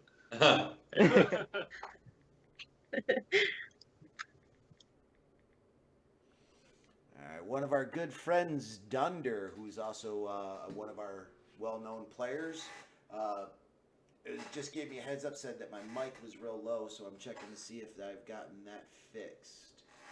Alright, but anyways, we'll keep moving forward. So yes, you guys are making haste from this battle. The fog cloud is now dissipated. You guys are looking behind you. You don't see any pursuers as the Griffins are having a hard enough time with the pirate flotilla, let alone that silver dragon that is just laying waste. I mean, laying waste to the ships. You do notice, though, that a couple of the smaller pirate ships from the flotilla are breaking off, and then they're trying to catch up to you guys, but thanks to your magics and your skills, you are definitely pulling away faster than they can catch up. But they are following. Okay.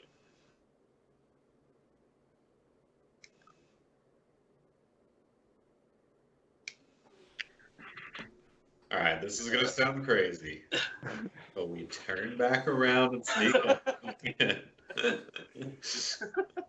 Green sleeves, whip it.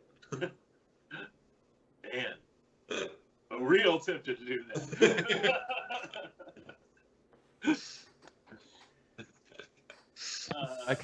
Listen, guys, I only got one spell slot left right now, so I can either make the dragon smaller or bigger, or the ship smaller. Like,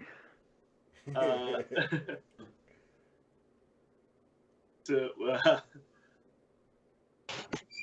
I want to ask Fergie if he knows anything about that that dragon. I think Why- Oh, yeah, I'm glad you asked. It's like getting away now. I want to know that too. Do I know anything about this dragon?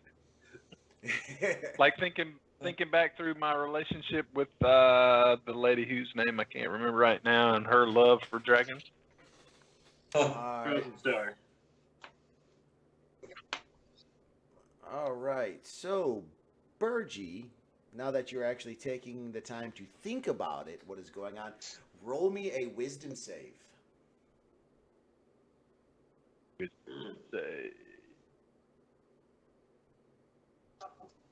Birdie's not real bright.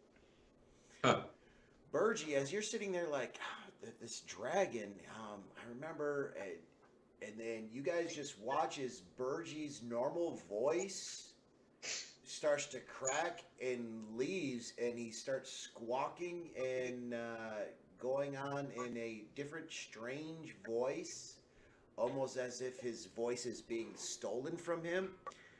But as he is like trying to get these words out in your mind only, Burgie, as you think about this, you're like, the markings on that dragon bring back memories of a battle that you and Selena shared over a mountain range somewhere in search of the hammerhead ship Godspeed.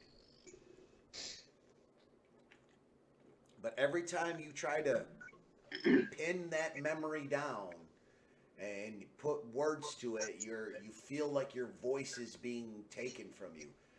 You're trying to get these words out, but when you stop talking about it, your voice returns. And you're kind of dumbfounded, but then the memory is like slipping away, and memories of the bottle start to overtake you. Not drinking, but being stuck in a bottle. Oh, Boo. all right, Can I do a history check on the dragon and see if there's any history written that I've read about the dragon or the markings that's seen on it? Yes, you can.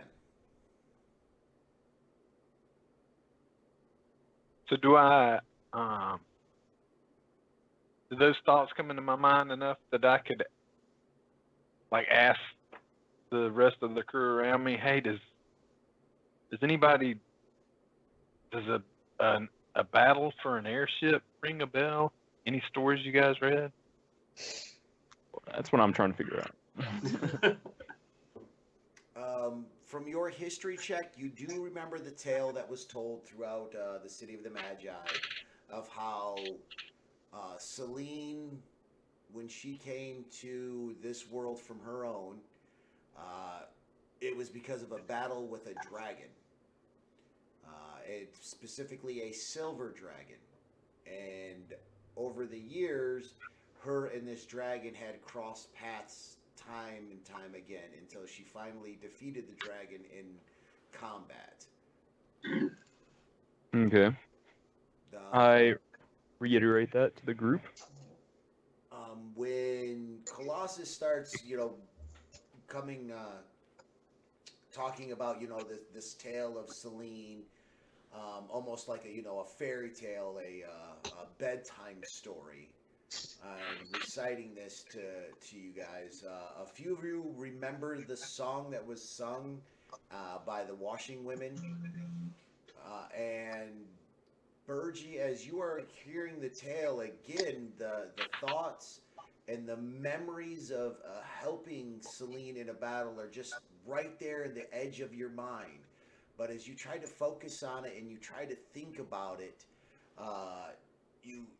it's like your voice is being stopped as you're trying to put words to it. Inaudible squawks and caws seem to come out. And again, you focus for another moment. Roll another wisdom save.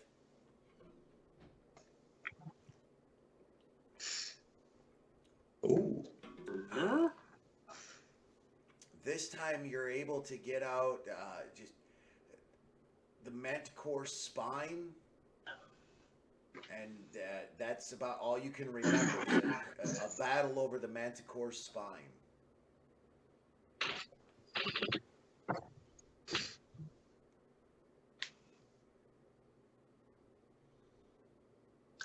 Was the manticore spine where we were transported to after Two Bells? Yeah, I feel like that was that mountain range. Interesting. So both of you get an advantage on one roll of your choice for the rest of the evening for remembering that.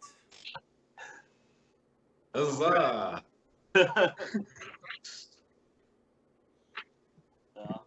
I'd also like to communicate to the rest of the group that I think that's that mountain range we were at the other back then. And with that thought, though, you guys realize, though, that it's been over half a year now since that battle had taken place.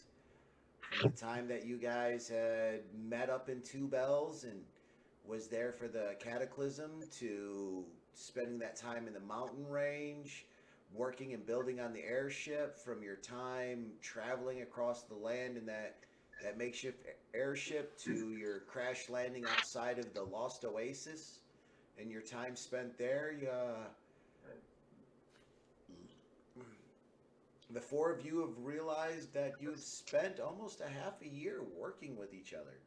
It's kind of like an epiphany that, and some of you, this is the longest you've actually stayed with somebody and worked with somebody.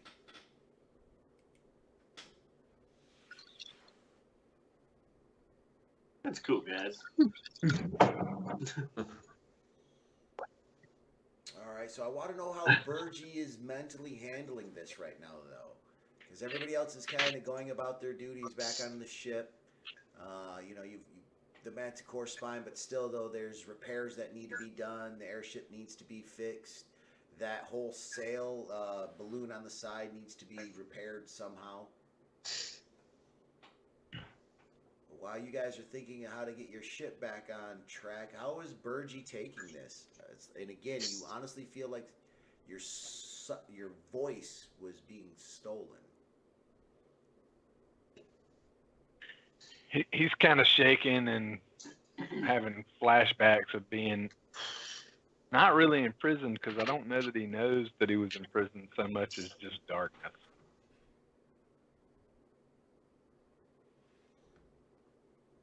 But he's trying to hold on to that memory to understand what connection it may have with this dragon.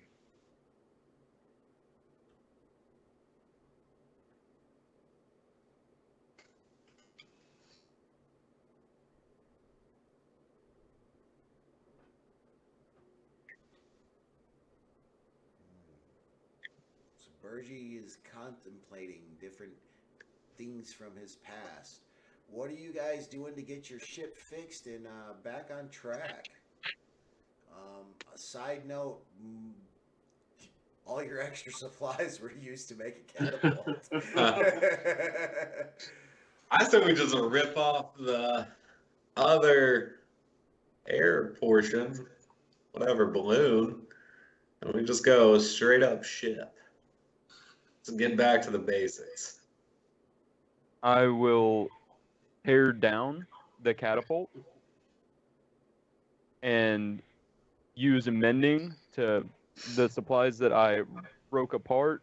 I will be down under the ship on the bottom part, deconstructing the catapult and using mending to reconstruct the supplies.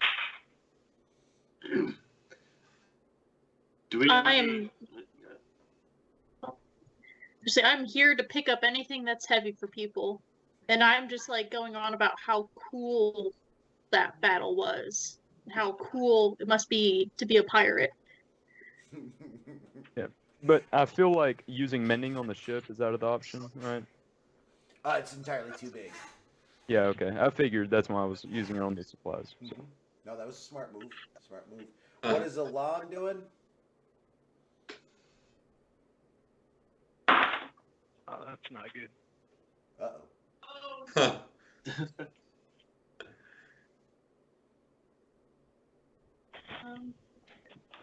Yes. So, all right, can you hear me? Yes, we can. Yeah. Testing, testing. Good to go. Okay. Yes. So after that battle, did anybody get rocked up, like knocked around, bumps, bruises, broken bones? A few of the few of the magi and some of your passengers did get fucked up, messed up a little bit. All right, I'm gonna start like playing doctor on these soft brittle mages. They didn't grow up in the wood ghetto like I did. I like it. It has merit. All right. So, and then I take it that Green Sleeves is back to piloting, and Riff is back to acting like a captain and checking things out and doing everything else. I would also like to be drinking rum and taking my shoes and walking on the ceiling. He's just hanging upside down in the galley area, like, what's up? It was kind of bat style with the rum. And then he tried to take a drink of the rum upside down and realized that was a horrible idea. And but you gotta do it once or twice. The next time Colossus sees Riff, he's going to tell him what kind of pirate lets a ship be built with no cannons. And just keep walking. And anytime the sea is really calm, I'm going to let my unseen servant steer while I drink some rum as well and play some music. All right, as you guys are starting to get into a groove and start working on the ship, from underneath some rubble, some loose boards, some rope, a couple of sacks that was tossed to the side, Hornridge emerges like dead drunk. Just dead drunk. He's like, he kind of, are we there yet? Like, What was all that going on, lads? I've been singing to our Shun and remembering the good times and this baby here, and next thing I know, that Colossus guy handed me this jug, and so I uncorked one of it and poured some of my special beer in there, and it just keeps filling up. Like But that was definitely mayonnaise. I remember we got on the ship. I figured I'd have me a couple of pints, and I woke up because I soiled myself, and he is just wasted drunk. I mean, his beard is unkempt, his tool belt is, normally he kept it, pristine. It's all messed up. There's, sleep in his eyes. He has wet himself. He's got one boot on. His hair's all wild. I mean, he's completely disheveled.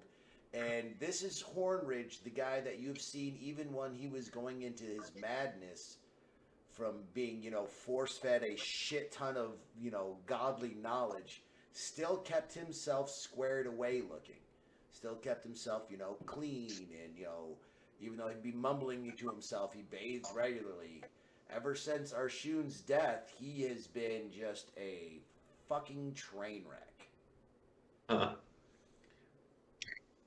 I would like to look at him and be like, that's a heavy thing I can pick up. And I would like to try to pick him up and take him to a bed. All right, he's just kind of standing there wobbling. Where are we going? Have another drink, right? As he stares up into your face. Yeah, where's that walking piece of iron? He's got that jug. And he's got to reach around. I just walk behind him, pat him on the back, and then I use magical tinkering to make him smell like roses instead of piss, and and then I just like stow the alchemy jug in my secret compartment inside my body, and just pat him on the bed, Alright, so you guys watch as Alphonse helps gives him a little pick me up. Yeah, gives Hornridge down into one of the hammocks there and helps get him cleaned up. So it is now nightfall. The stars are out and it's good navigation. The wind is going, but everybody is exhausted. Even the Magi that are down, a handful of the Magi have come up and helped you guys perform a couple of mending spells, get the ship running. They've been rotating out, working the rigging and the sails. But you, 5 of you anyways, are just bloody exhausted. And you guys have finally taken a moment in the quote-unquote captain's room. The 6 of you are all sitting around. Hornridge is, this is a few hours later. Hornridge kind of comes in. His hair is now combed and he's wearing both boots. He doesn't look as disheveled as before as he walks in, and kind of just looks around the room as you guys are sitting there enjoying a meal and some more rum. He's like, so I hear tell though that a dragon came through and attacked the elves. Is this true?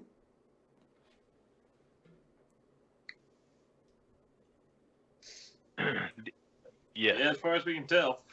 Does Virgie remember that it was the dragon that Celine fought? It was from his little dreams. From your memories, it might just be a triggered event. Just seeing a silver dragon triggered the memory. Gotcha. It might be the dragon, but it's hard for you to remember. Well, I'll just inform Hornridge of the stories that I remember being told about the fight and the dragon being defeated, and all that, and it shows similarities to that story. What he said. I will also follow up with yes. Those images were coming to me while I don't know what was going on. I kind of was turning inside out from day to night. But I saw images of that battle once again. Orange kind of looks well, do you think, after I kind of came to, and thanks to Alphonse, and looks to Alphonse and gives a nod, and I actually got some rest and some food thanks to Alon. I went down into the engine room and seen that, where it broke at. But I did notice, though, that we've got some supplies. He looks over at Colossus. I feel now that my head's cleared of the ale and I'm back on track, we might be able to get this ship airborne again. After I get a good night's rest, should take us about 6, maybe 7 hours to get the magical capacitors in place and recharge the lines with magical pressure. Kind of looks around and everybody roll an insight check.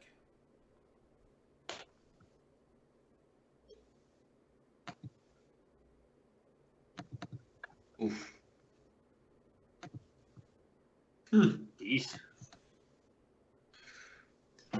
All right, so all of you notice, though, that he is sat down at the table and is talking to you, and he's taking little bites of food, but it's like he's holding something back.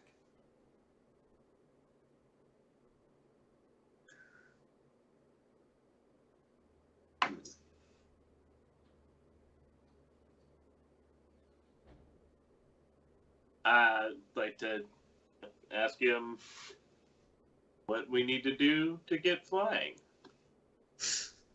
I kind of perks up, talking about some mechanical deal. He says, well, we're definitely going to have to rerun the lines. I'm going to need, probably going to need, Burgie, right? Probably going to need your magical expertise along with Colossus is there. Alon's good for shooting off some good sparks, too. We're going to have to definitely recharge the crystals and do a few other calculations, but we should be able to get it going. Definitely get it going. He kind of looks around again, and he gets this little look on his face, and you see him, and he looks at each and every one of you, and it's like he wants to say something, but he's just like, I don't know. And he goes back and grabs another piece of food, and takes a swig of watered down wine.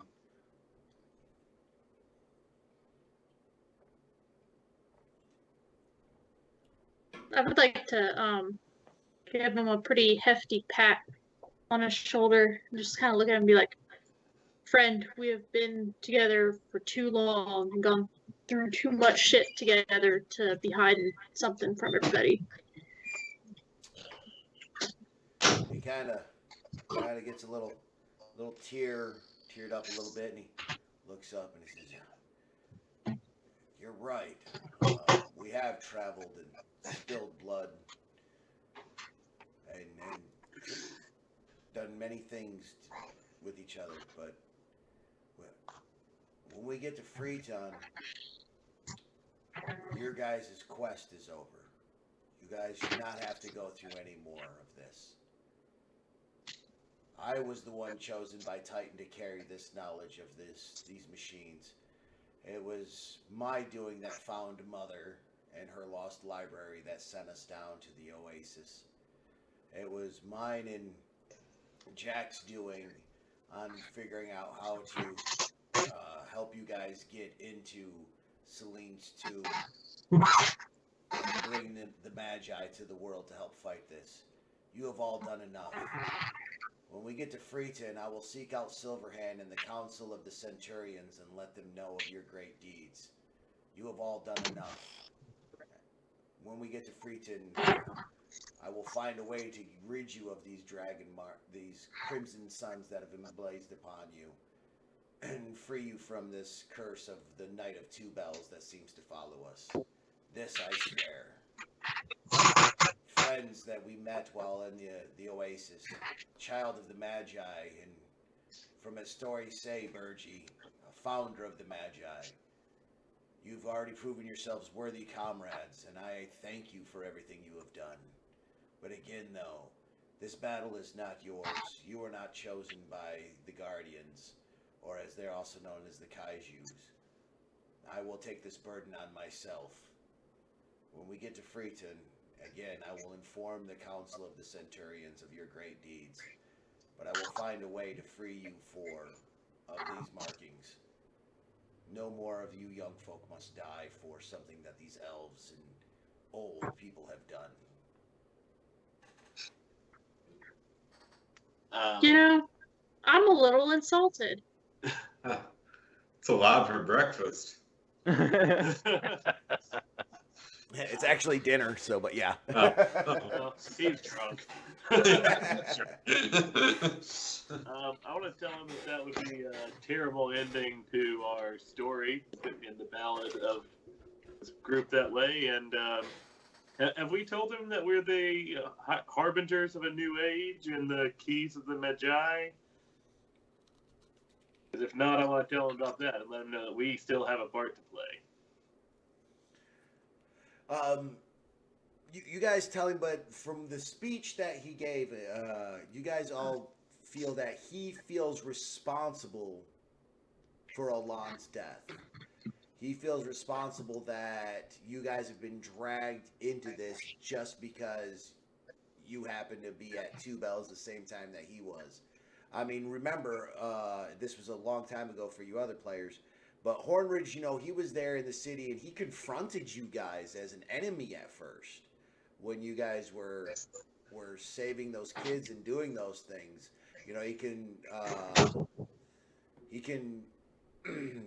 He attacked, not attacked, but, said words against Arshun for being Feyblood and blamed him for it. And it's just been weighing on his soul ever since then. And he's finally just kind of come to a breaking point. And he just feels that you guys have done enough and that these are his troubles, his trials and tribulations that he's going through, and doesn't want to see any of you get hurt because of him being chosen. Yeah, he meant Arshun. Yeah. No, your own death.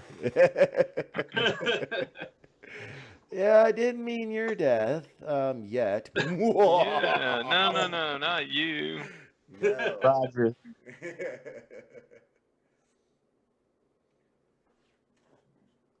He's been wondering why we don't hear him.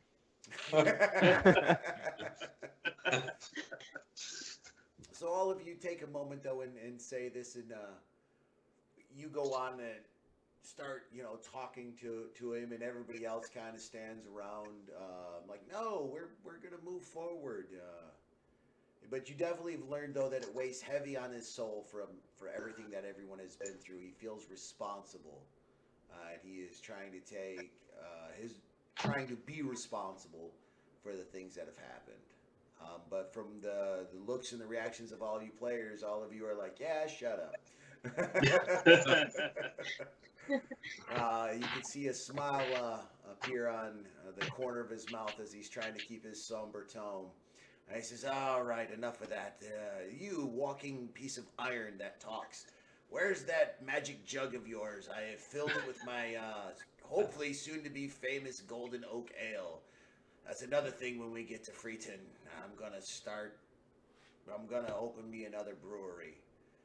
Gods be damned, but like I told you back in Two Bells, I was just a brewer who happened to be in the wrong place at the wrong time. I inform him that, unfortunately, this jug contains, I don't know how to say it, contains like a emptiness, unending emptiness, and when you poured it in there, it got lost, and there's a 1% chance that ale will ever reach our world again. Oh, he says, flabbergasted poppycock. Let me see that jug. All right, and I If talk to the he's dog. All right. He grabs the jug and then, similar to in a Rubik's Cube, he twists it, moves one handle, moves another, slips it around, twists it again, pulls another stopper out, puts it back in. He says, here it is. And then undoes it and then pours out this beautiful golden brown ale that is just the right temperature. Pours the perfect cup of it to each and every one of you. Puts the stopper back on it and then just takes it and spins it around and then hands it back to you. One day you'll learn the true power of these alchemy jugs. I got like 6 of them back home. And then I just grab the drink and just like look up and pour it on my head because I can't drink it. So He just shakes his head. Piece of iron you will learn.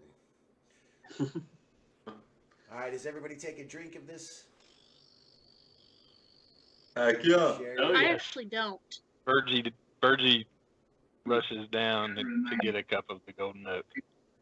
All right, you all take a drink of it. A few of you have had prior recipes of it before, and they were each delicious.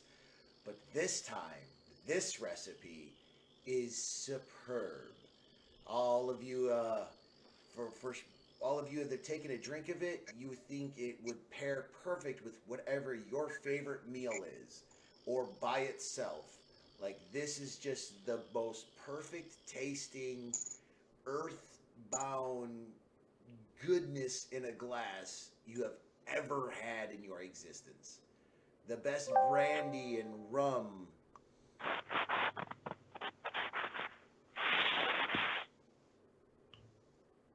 Yeah. You're just like,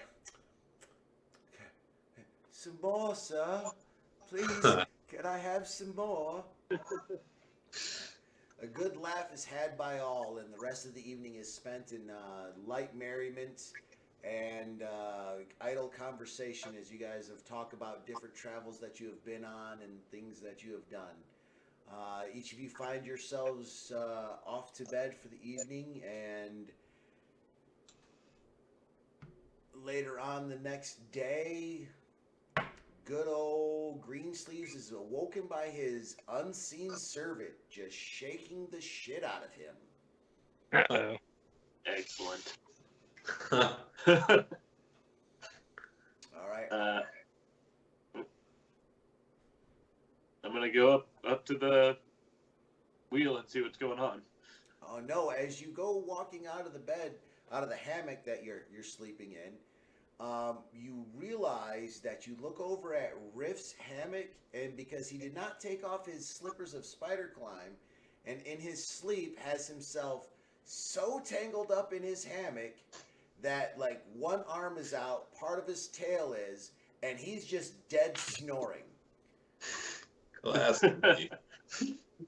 Like his feet are stuck in strange ways. Everybody else is kind of up and already moving around. But in your merriment last night, you gave your unseen servant a command to wake you just past dawn. I'm gonna go over right by Riff, real close to him, and just play a really loud note on my lyre.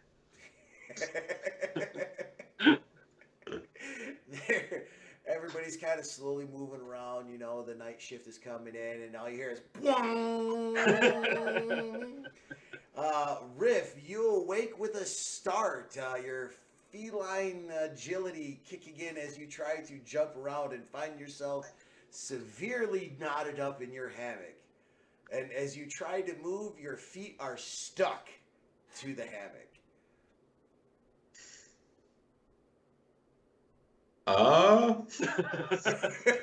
I mean, I guess I'll try to go back to sleep, I guess.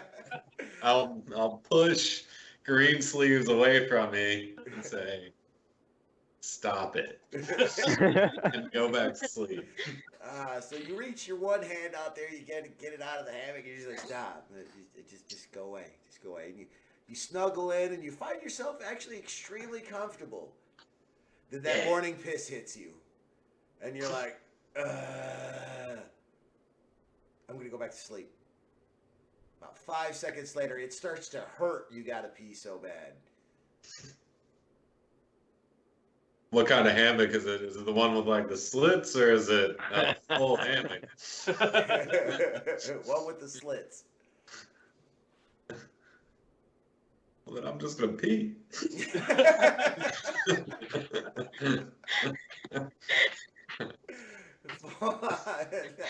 All right, roll me a acrobatics check to at least get your hand down there so you don't piss all over your legs. Oh, I'm gonna pass this for sure. +2. Oh yeah. So Who would have thought this is the use of his? I want to movement chase acrobatics? green sleeves off. Yeah. As I'm running away, I'm gonna demand my unseen servant to spin him in the hammock. Oh, some of the magi are like, these are the guys that we sent. As now there's just cat pee going around in a fucked up circle in the sleeping area. Oh man, you make your way out to Green Sleeves. You make your way out to the deck. There's Joseph is standing up there. He seems to be a bit more lively now. He's got a bandage over part of his head and over one of his eyes. He took a nasty tumble during the battle. You see other members on the deck. Hornridge and Colossus will not be on the deck. They are in the workshop and working on the ship. Where is Alon and Burgie and Alphonse at? Because we already know Riff's still like trying to go back to sleep after peeing on everybody. Thanks, guys. So, I'd like to think that having been so excited by that sea battle, like all of my dreams last night were just filled with like a life at sea. Like I was dreaming about being a pirate. So I'd like to spend this morning trying to learn how to climb up to the crow's nest. Oh, I Just can fully see embrace that. it. So Burgie's like all about that. When he finds out you want to go up in the crow's nest, that's like his favorite place to be. So he's out there trying to help. All right, so Burgie and Alphonse are have made their way up to the crow's nest, which looks really funny considering that huge ass Alphonse is up there and is like squatted down in it, and Burgie's like, "This is so awesome! See, we can see everything." Alon, what are you doing this morning?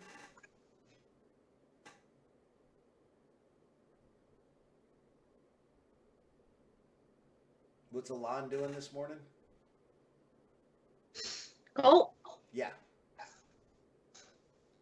Oh, he's coming.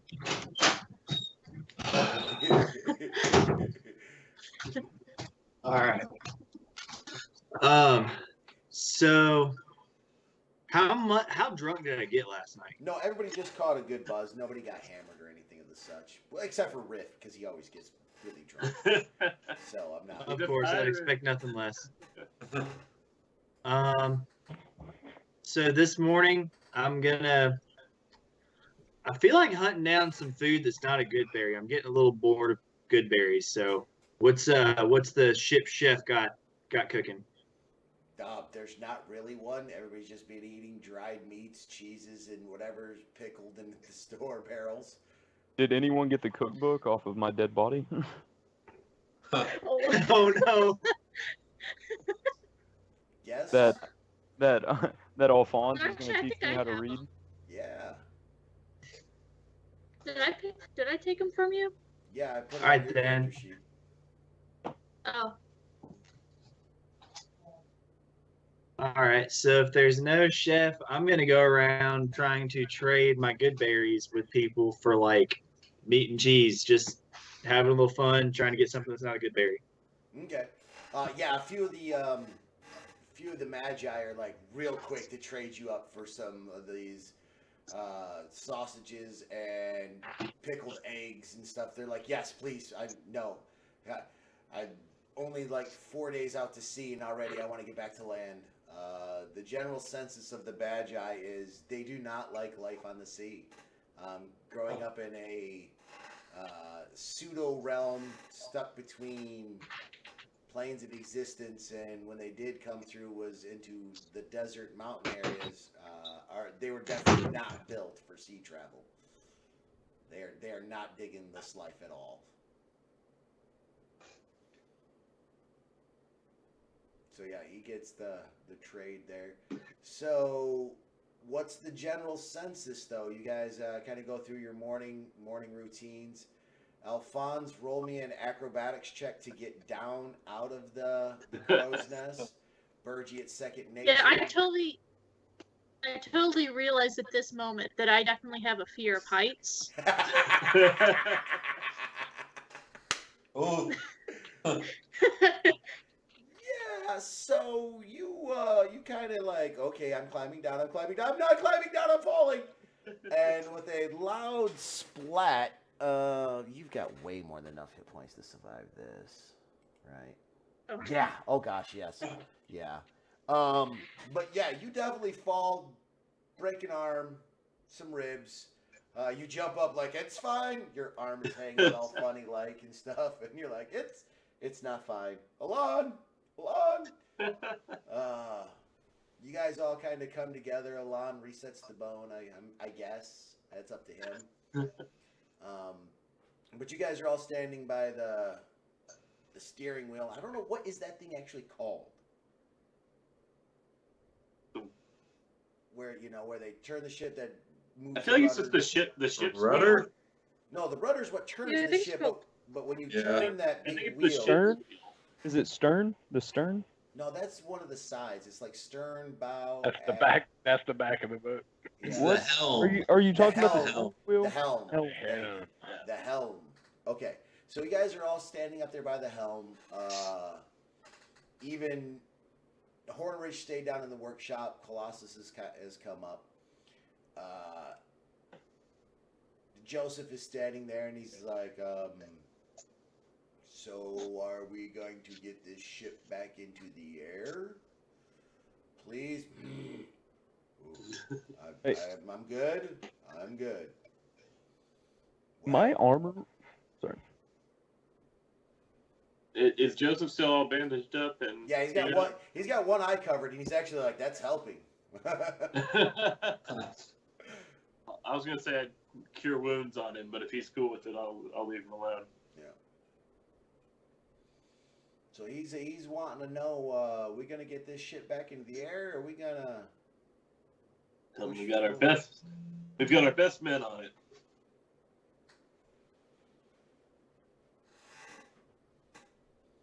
And just saying, before I forget, can I put enhanced defense on my armor? I keep putting it off. Just curious. Yeah, if I go can- ahead.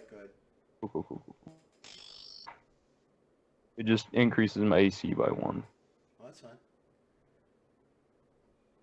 All right, so you guys are gonna move forward with fixing the ship and getting it airborne again, or is you gonna kind of take Riff's idea and just pack up them sails and pack up them balloons, get this thing full seaworthy and push forward. Side note, if you decide to go ship-wise, you're looking at another 2 weeks of travel. If you get back into the air, you're looking at 3 days of travel. Yeah. And I support getting back in the air. So I know we've been working on it, but how close are we? Like, I know the mages were casting mending and A couple of Me tool and- checks away. okay. Hold on, don't roll them yet. Don't roll them yet. All right, so what'd you say, Alon? Colt. I was just gonna put my vote in for the air travel. Okay. Yeah. Bergie, Riff, both you guys are like, I don't know, man. I'm on the sea again. Yeah, we keep on crashing. Literally every time it ends Yeah. up crashing. The one time we're in the ocean, we run into your pirate buddies, and you make us run away. Oh no, we hang out with my friends and we leave. Or we crash because we've got a pilot who's a goon. I don't know why, but my bed smells like pee and I hate it. You know why. 2 more weeks of friendship, I say.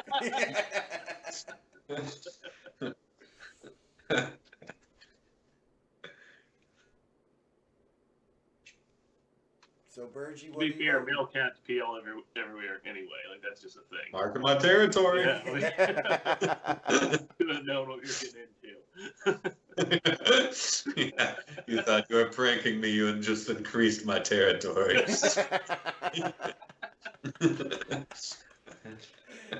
Joke's on you. I love the smell of my pee. This is getting weirder.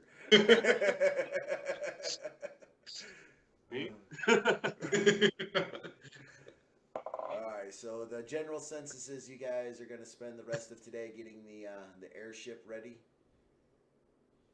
Trying to get it back into the air. Yeah, seems to be the vibe. Yeah. Like, what's the worst thing that can happen? We crash back into the ocean and we finish sailing? Like, So I don't think that's the worst thing that can happen, but... okay, but in flight, as long as we stay over the water, like, it should...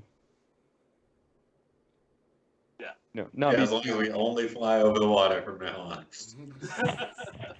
No, we can set sail once we get close, and let our... once we get close to land, you know? Yeah. Always have the option to get in the water if we want. Yeah. Oh, I think we should spend the next day while the airship is being prepared to figure out what we're naming our airship. Hornridge named it the Full airship. reliable. Oh, that's right. Yeah, that's fine. Yeah. Leviathan's cooler. I was gonna suggest old reliable. The airship that never crashes. No, it should be our Shun, the airship that never crashes. It's like a Tribe Called Quest. You got to say the whole thing. Thank you, Jason Shanks. With that, all right. So you guys spend this next day working together, keeping the ship still sailing along, getting the balloons repaired, getting the rest of the machinery fixed. Let's see how well Mr. Colossus fixed it. All right, first check. DC is set. Roll me a tools check. Oh, no. While they thought that he had gotten at least some of the stabilizers done and the magic impression right, Colossus did not and blew another line. The rest of that first day is spent repairing the fail. One last check. Roll again, Colossus. It was on 20. It was on 20. I don't understand. This time, though, in Fuck this. I'm haste. getting a dice. This time in haste, though, Colossus thought he had patched the air and tried to force feed the balloons with the magic hydrogen gas. Did not take into account that the balloons were not ready. Just blew the whole stockpile of magic hydrogen gas right out the side of it and cracked another line. Hornridge is now cussing in Dwarvish and is having a straight come apart on Colossus. That day is wasted. Unfortunately, though, you guys aren't able to put full sails in because the balloons have to be deployed. They're dragging, weighing you down. The mages are using what magical powers that they have to try to speed the process up. But that day is lost. But I do need an actual perception check from Greensleeves this time. and Burgie. Burgie is always in the crow's nest. Huh. All right.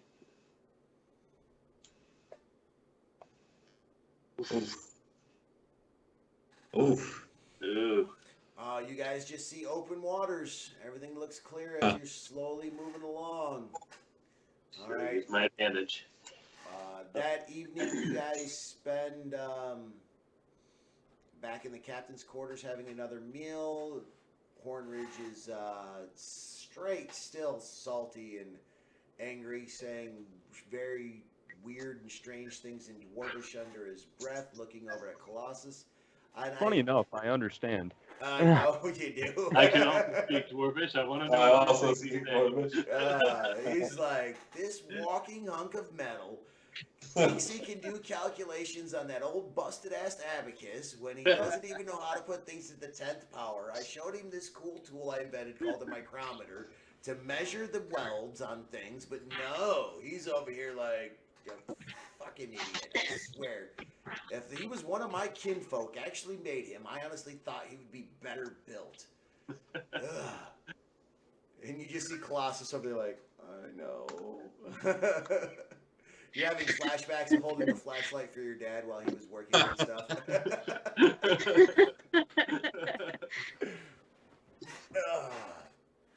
But the rest. Burgie tries to calm him down and tell him, hey, don't get too upset. It'll affect the taste of your ale. It'll sour your ale. You focus on that recipe. He'll get the ship right. With that, he's like, you got a point. And the rest of the evening is spent with quick jabs at Colossus as you guys finish your meals and head off to your bunks for the evening. Again, Greensleeves, you're awoken by your unseen servant. As always, Alon and Alphonse are awake before everyone else moving around. Since Colossus is not asleep, he spent the 8 hours while everybody else was resting trying to fix his screw up. Riff remembered to take his slippers of spider climb off this time when he went to bed and woke up. Burgie, you find yourself awake in the crow's nest where you just kind of like to hang out. Yeah. All Beat right. that. What's everybody doing this day? We already know what Colossus is doing, but pretty much everything else that needed what you guys could help with has been done. Is there anything that you guys would like to do today? I mean, if the work's done, there should be drinking to be had. So Burgie will go looking to see if Hornridge stowed any of that ale away anywhere. I see Burgie looking around as I'm passing through, getting supplies to help fix the ship, and I just toss him my alchemy jug. And he's like he did something. So Burgie's trying to twist and turn, and all he gets is like nothing. Piss, water. Somehow some of Riff's piss. This thing didn't work for me. Alright. So Burgie's walking around trying to decipher the alchemy jug. Go ahead and roll me an alchemy check. What is Riff? Hold on. What is Alon and Alphonse doing? So, kind of like how Alon was tired of eating the same crap yesterday, I've gotten to that point. So I'm going to take the javelins that I tied rope to, and I'm just going to attempt spearfish. I have no idea what I'm doing, but I think that's something pirates do, so I'm going to try. All right, roll me a perception check.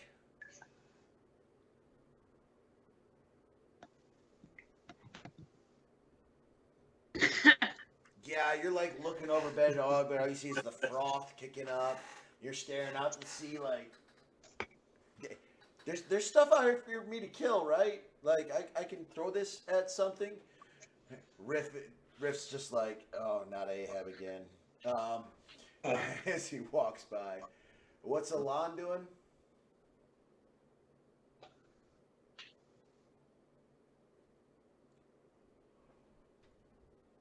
Probably sitting there trying to commune with Kronos and all of his fun stuff. All right, Riff and Greensleeves, what are you crazy guys doing? I mean, I'm really enjoying being back on the open seas again. I mean, now that the danger's passed, I'm not doing any work. I'm gonna try to find some rum and sing some sea shanties and just maybe pop up on the crow's nest with Bergie and just living life, hanging out with the crew. We can do this for 2 more weeks, guys. I'm at my unseen servant, keep us on course, and pull out my lyre and start playing some music, some sea shanties, and try and work on the ballad of our great deeds, while also, letting everybody know if they find some rum or some of that golden ale to pass it my way. All right. Alon, what are you doing? Didn't Hornridge say something about needing like to magically charge some crystals or something? Because I can't put together shit, but by God, I'll shoot some light on a rock. Yeah, as soon as and this was discussed at dinner, as soon as Colossus finishes fixing those pipes and getting that pressure boiler, magical pressure boiler working right, you will definitely need your assistance to do that. So we definitely says have the magics ready. All right, I'm standing by, and I'm gonna pester Hornridge about it every 10 minutes, every chance I get. All right, so Colossus, the first one of the day. You spent 8 hours last night, and you've spent 4 hours this morning. You've spent 12 hours fixing and repairing and working on everything. Let's see how well your repair job did.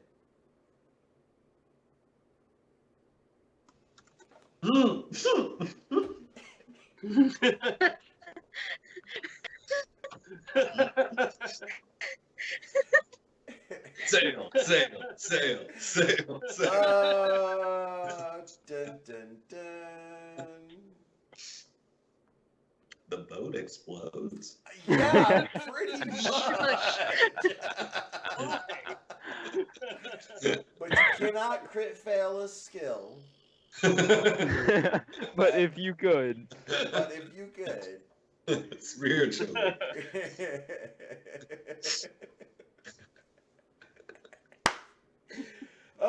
So 12 hours, you are dead on. You think everything is right. You have what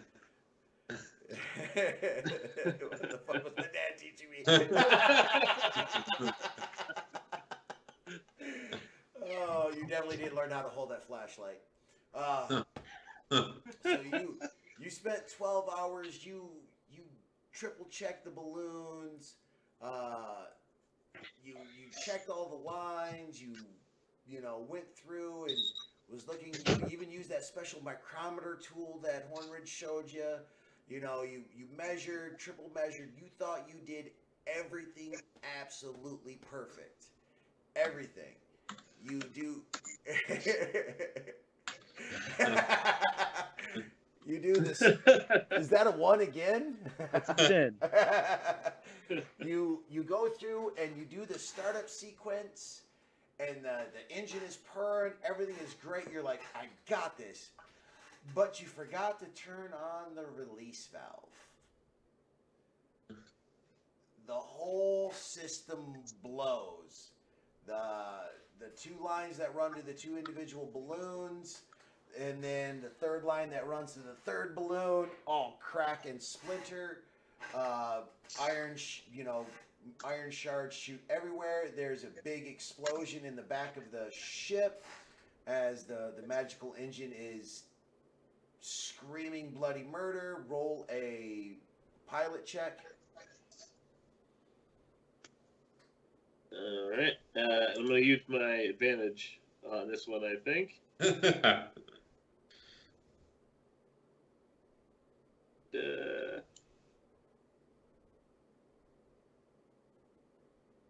Did I get booted?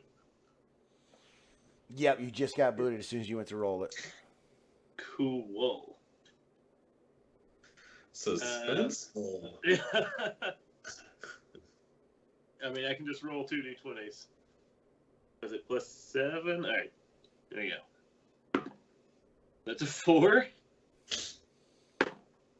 and a 9, so that's 16. 16. 16 is Yeah. not enough to keep the ship from lurching, as this explosion is pretty bad, and so the ship is sailing, and then the explosion kicks the ship out and then drifts you guys back a bit towards the west. The rudder was broken in the explosion. You guys are now heading in a northwestern direction. Oops.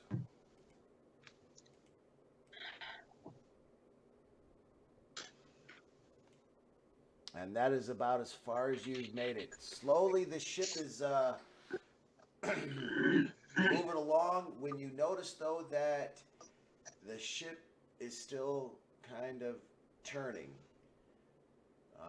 Roll me a pirate and sailor check, you guys. Burgie and Riff. Ooh. Oh, fuck it. Damn. I just shouldn't even had you guys roll for it. I didn't realize your guys' skills were that good in it. Well, honestly, Riff just got it, but anyways. Both of you realize real quick like that rudder is stuck, and you guys are just circling. A long oval circle. If you don't get that rudder fixed. Tell the crew we got to get this rudder fixed. You guys both know that if you don't take the sails up and stop and drop anchor, though, you're going to, like I said, you're just going to continue turning, and eventually it's going to turn you back towards the trade routes. We don't want that. So we yell out, "Hey, drop anchor!" And Burgie starts taking the sheets down and yelling for somebody to go in the drink and work on the rudder. All the magi are like, no. No. Well, How so I can far is just the rudder from the deck? How far down is that? 50 feet. Well, I can just walk down there. Oh yeah. Yeah. I guess I can send my mage hand to do some things too. Or that. I can also send my unseen servant. Oh, there you go. Yeah. I want to send my unseen servant down there to try and pull it straight. All right, he's not strong enough to do that. I'll just go ahead and nip that in the bud right now. All right. He's like, this is the job for Riff. Yeah. Yep. I'll go walk down there and I'll also get some rope, and hang on, how strong is my rope? Because I'm 310 pounds. Oh wait, actually, I want to. Do we have those magical items that we were talking about last session? I mean, I know it's in my inventory, but like, do we actually have them? Yes, sir. All right. I want to use my Fluken Bandor, my bard instrument. I'm gonna play that and cast and get next to Colossus and lay a hand on him and cast Fly. And fly on down there and help Riff. All right, question. We did like set anchor and stop, right? Yes, you did. Okay, because if I can't keep up with the boat, it would be very bad. All right, yeah, I'll fly down there and start casting mending on what smaller parts, because I'm sure it's large. So I'm gonna start just casting mending on like what parts I can, and going down there with my toolkits and trying to repair what I can. Which I don't know why he didn't send Hornridge down here. That asshole was cussing at me. So. No, Hornridge. Yeah, Hornridge got knocked out in the explosion. What a bitch. Okay.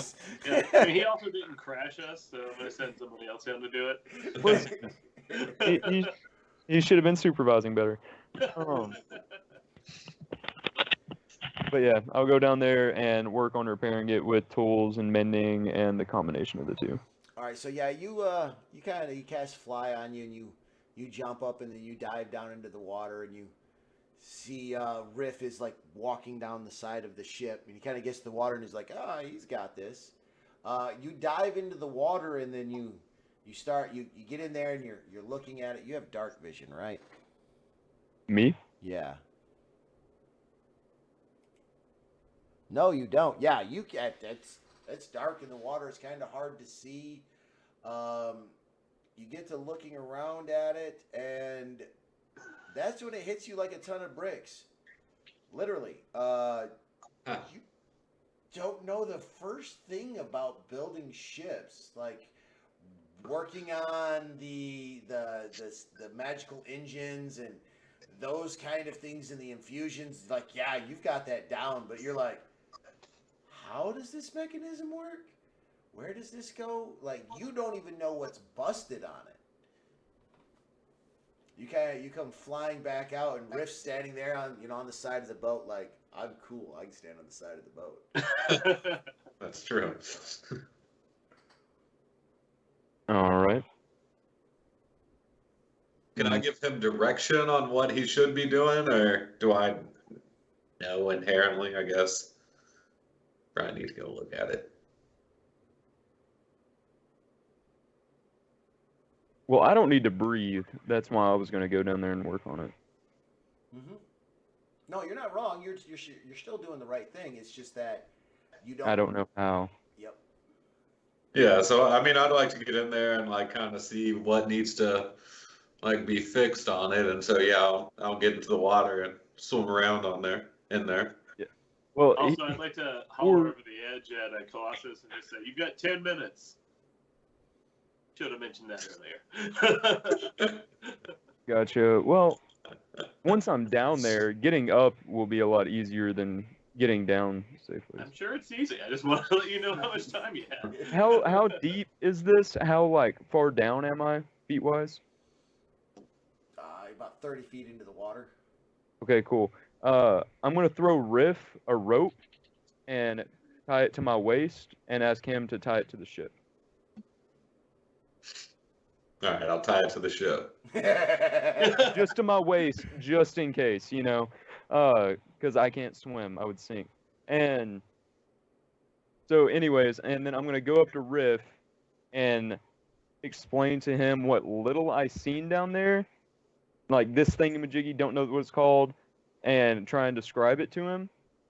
And whatever he tells me, I'm going to enchant. All right, gauntlet. Hold on. Okay. All right, so you've gone down there. You've Yes. inspected. You've come back. That has taken 2 minutes. Cool. All right. Roll an intelligence check. Riff, roll an intelligence check to decipher his description of what is going on down there.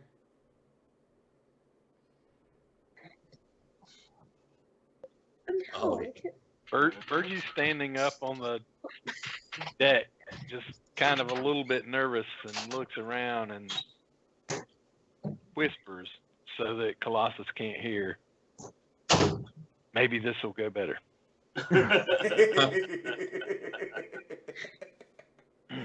All right, roll your intelligence check, Colossus. Oh, okay. Yeah, roll an intelligence check for describing what's wrong, what you perceive as wrong, and then Riff rolled his to decipher what you're telling him, and so this way he can tell you how to fix it. Hey. Your description is perfect. Riff is like, this is exactly what needs to be done. You need to go here and fix this and fix that. It should take you 10 minutes using your magics. I mean, not even 10 minutes to get it done. You're secured. You've got this. Riff, you go to like step away. Colossus, you dive down into the water. You two and you two only roll me a perception check.